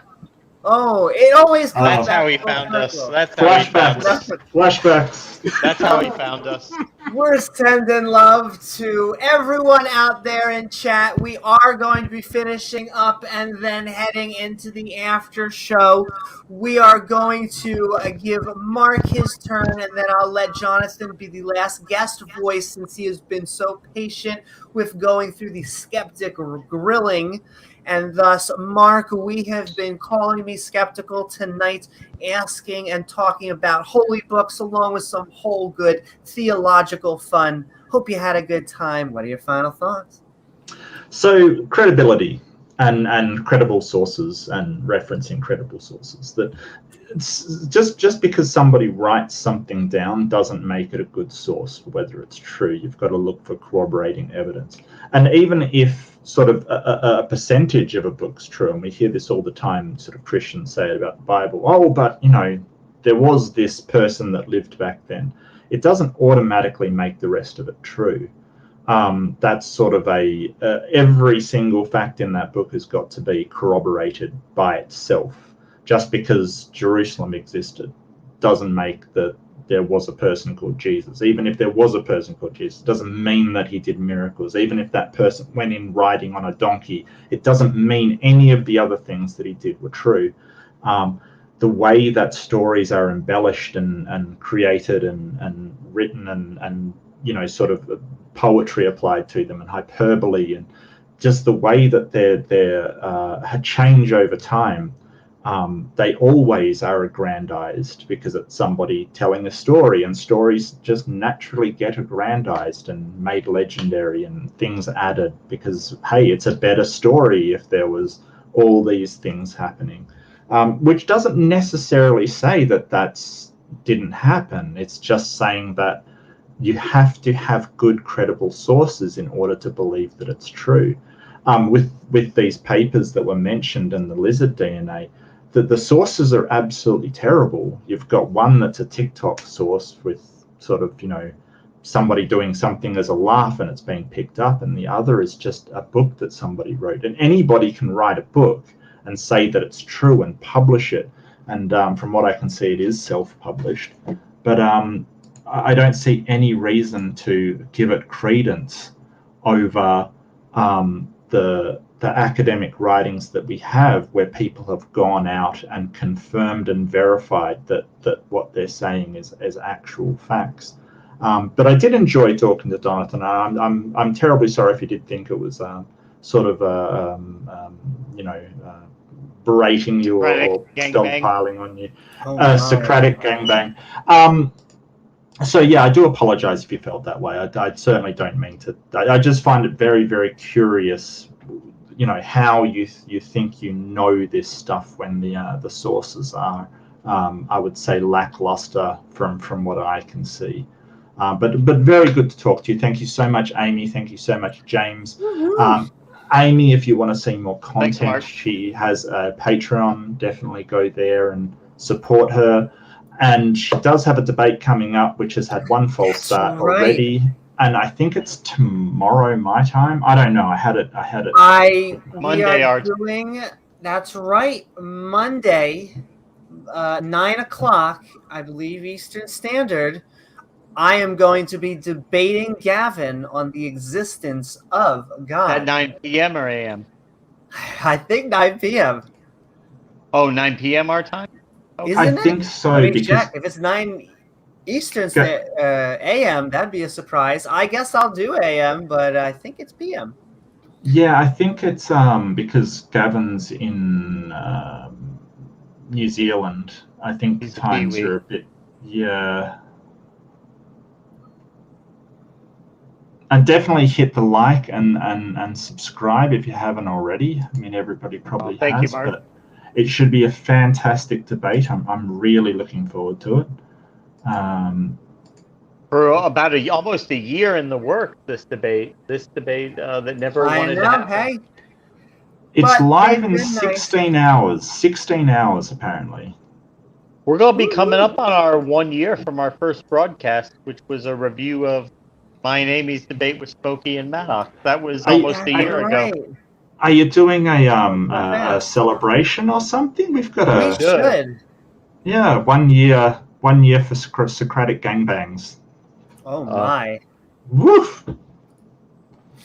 Yeah, but a pleasure to talk to everybody. An absolute pleasure, and thank you so much to our audience for tuning in and listening to me rant incoherently. Fantastic, thank you. Bye, Mark. Bye, Mark. And all right, we are gonna let Jonathan finish up before we head into our after show. That's right. I am seeing just shout outs to Doorknob Head, Blaster Master, Tinkle Tink, Da Freak, Stephanie, Grumpy, Doorknob, Shane, everybody in there, Materialist, Dan, Bubblegum. You guys are awesome. Just want to send extra love to all of you for staying on here. Want to send so much love to, I saw someone saying this was their favorite episode. Oh, thanks, guys. And with that, we are going to hand it over to... Am I going to get compensated for my time?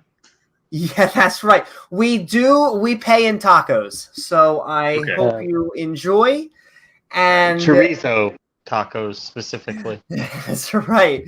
And thank you so very much, Jonathan. Jonathan. We really do appreciate we like all of you our theists coming on. coming on here, no matter what the flavor, no matter what the political affiliation, because we love everybody here. And thus, with that, we are handed over to you, Jonathan. We have been calling me skeptical on holy books and a whole bunch of theological fun.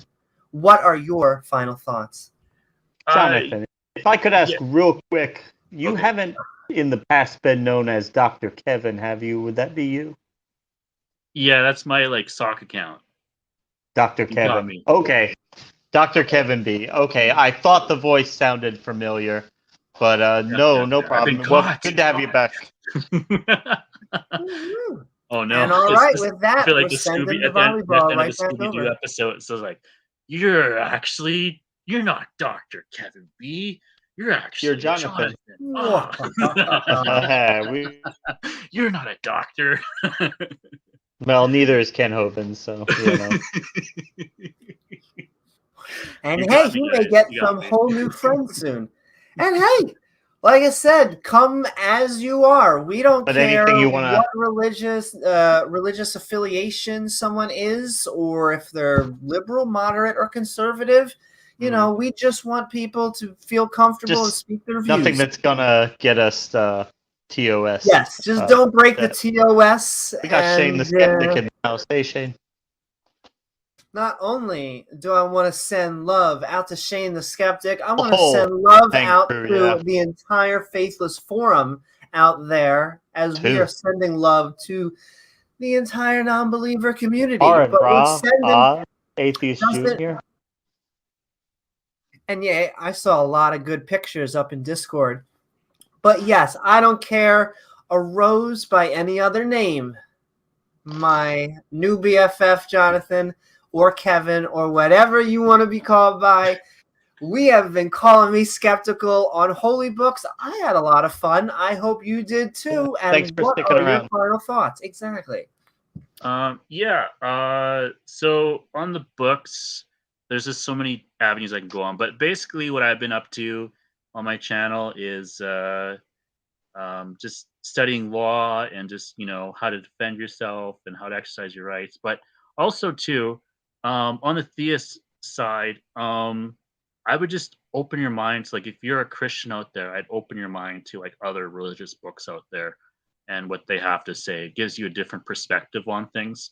You don't necessarily have to take in the whole kit and caboodle, like I was saying earlier, especially with the Terra papers.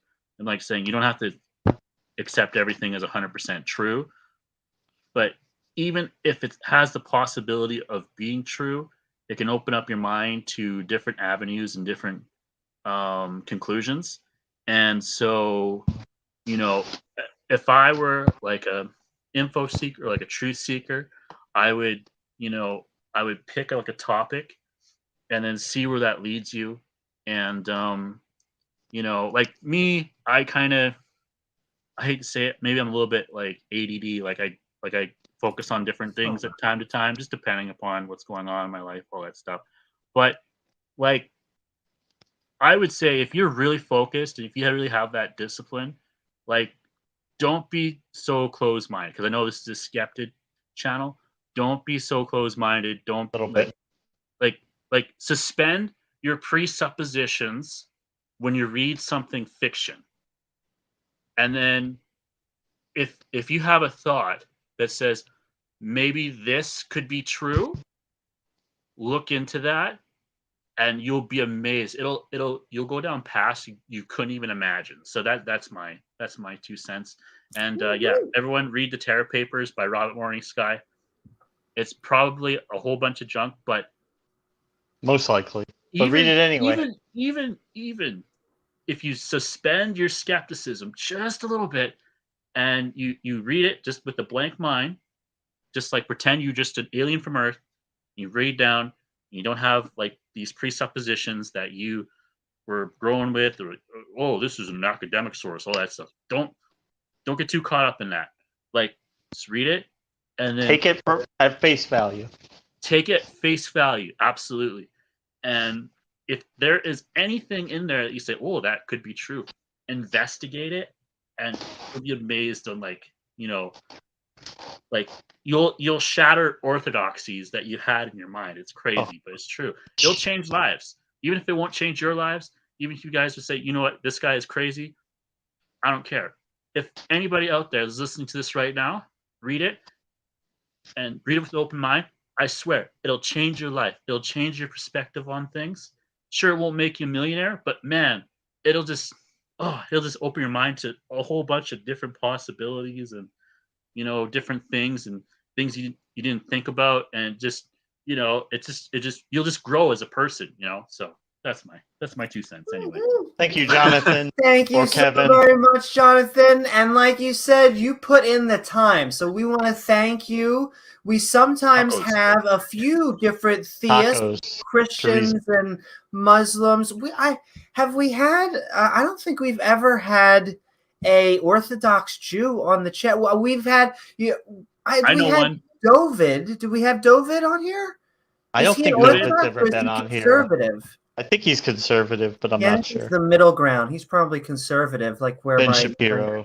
Yeah, where I He used went to. Jen, so he was can't be sort of too. like those. He can't be too orthodox. But I sending can love to find you Jen some and David. Orthodox Jews.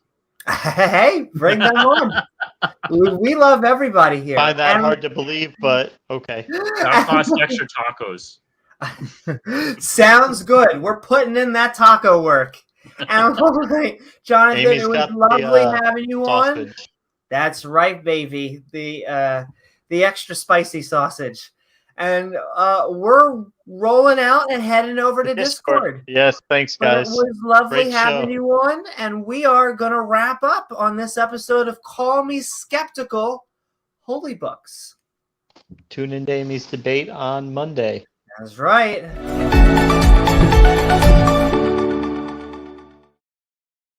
Woo-hoo! And all right, James. That's right. It's just us. It's going to be... Did you see my message in Discord? Oh,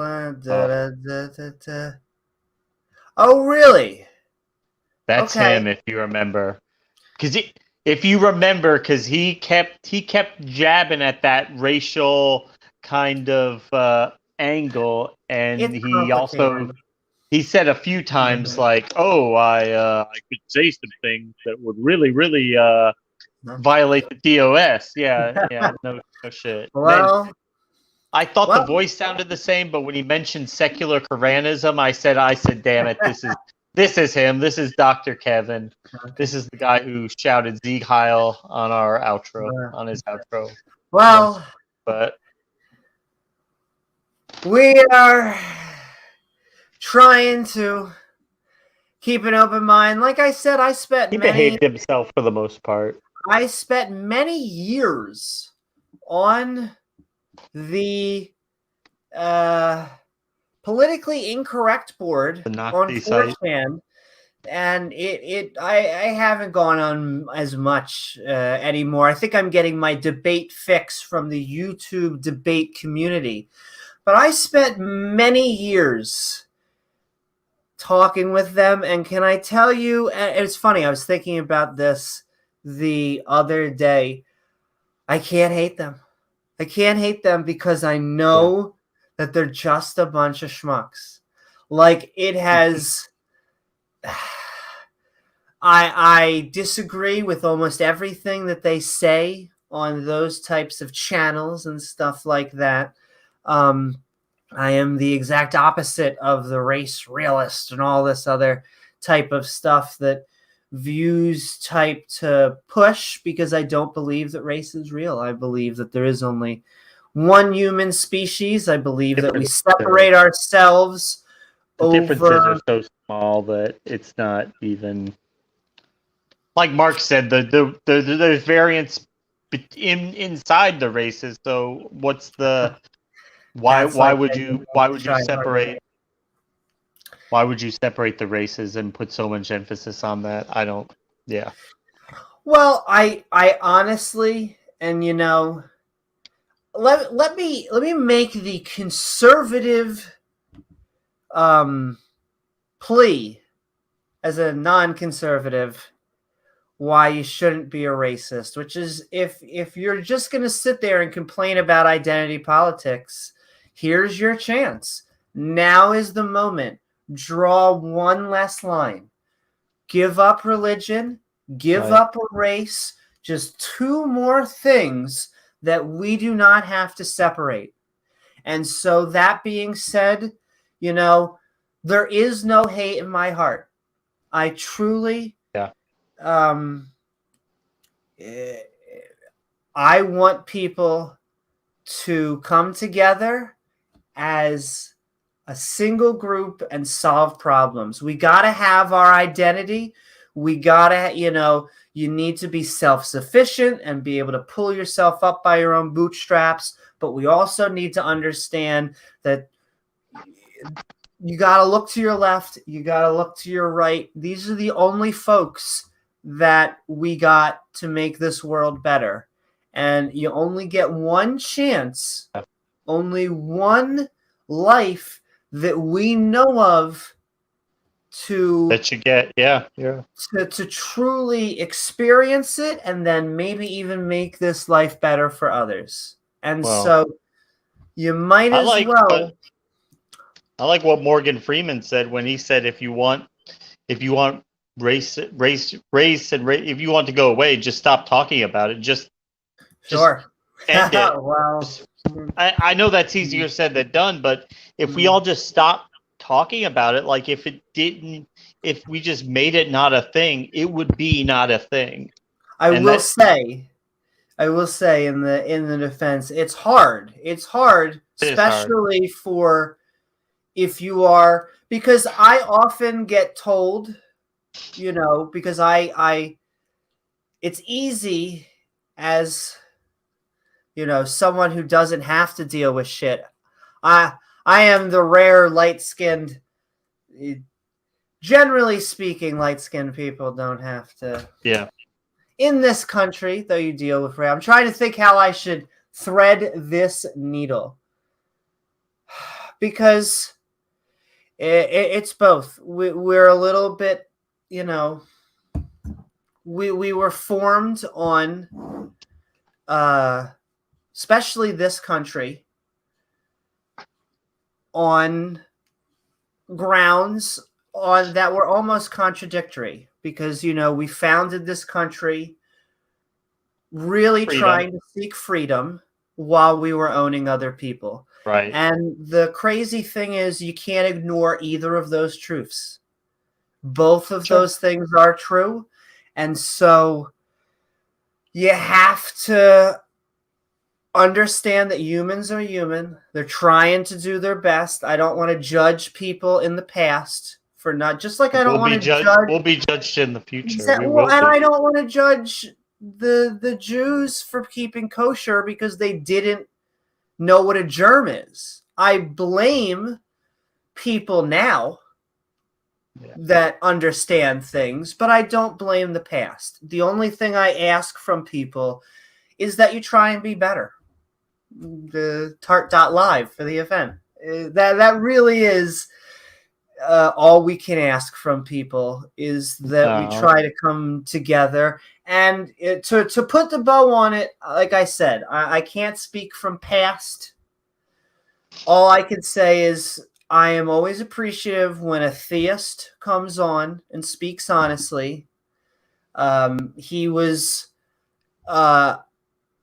sweet on this, so I'm gonna invite him back. You're always welcome back. I would have him back. I'm just cautious about it because I want to protect the show, what we've built, and it wouldn't take too many incidents like that to really put a bad taste in people's mouths. So I'm not going to bring it up or beat him over the head with it, and I'm not even going to bring it up in front of other people, because I don't want them to bring it up, and I don't want that to be like a distraction, like with Claire. Remember the Claire thing? It turned into because everybody knew. Like, I'm not saying to everybody, "Oh, Kevin B he's the Sieg Heil guy," because I don't want that to be something that comes up. Wait, we're live. We're live. Oh yeah, no, I thought that was the ending. We've been live. Okay, I was waiting for you to end. Yeah. That's why send in love. Cut that part out. This never happened. This never happened. No, I mean everything that I said, because it is a difficult needle to thread. It absolutely is, and your message of love and acceptance and everything, it really, really punches through. Everybody loves it. And all right, with that, Oh boy. I hope you all I thought we had. were done. Poor Kevin. I'm so sorry. I hope you all had a fun time on this episode of Call Me Skeptical Holy Books, where tonight we opened up the internet phone lines to see if someone can help us understand why a God would need a holy book to communicate their existence. I want to thank my co-host, thanks, Jordan. James W., along with our guest, Jonathan, Pat, and Mark, along with the people in chat, our awesome mods who make this stream so great, and lovely viewers like you who make this channel even possible. If you're feeling fancy, please don't forget to like, follow, or subscribe, then hit that bell icon to all so you can join our live streams. Or hey, leave a comment once the video's done. After the show, we will be heading over to the Skeptic and Ranting Discord server, the link of which is in the description below. Lastly, if you'd like to help us make even more content, we offer some fun perks for our supporters by checking out our Patreon at patreon.com/Amy Newman. I am Amy Newman, guys. And we will see you all on the next episode of Skeptic Ball Z. Good night, everybody. Mwah.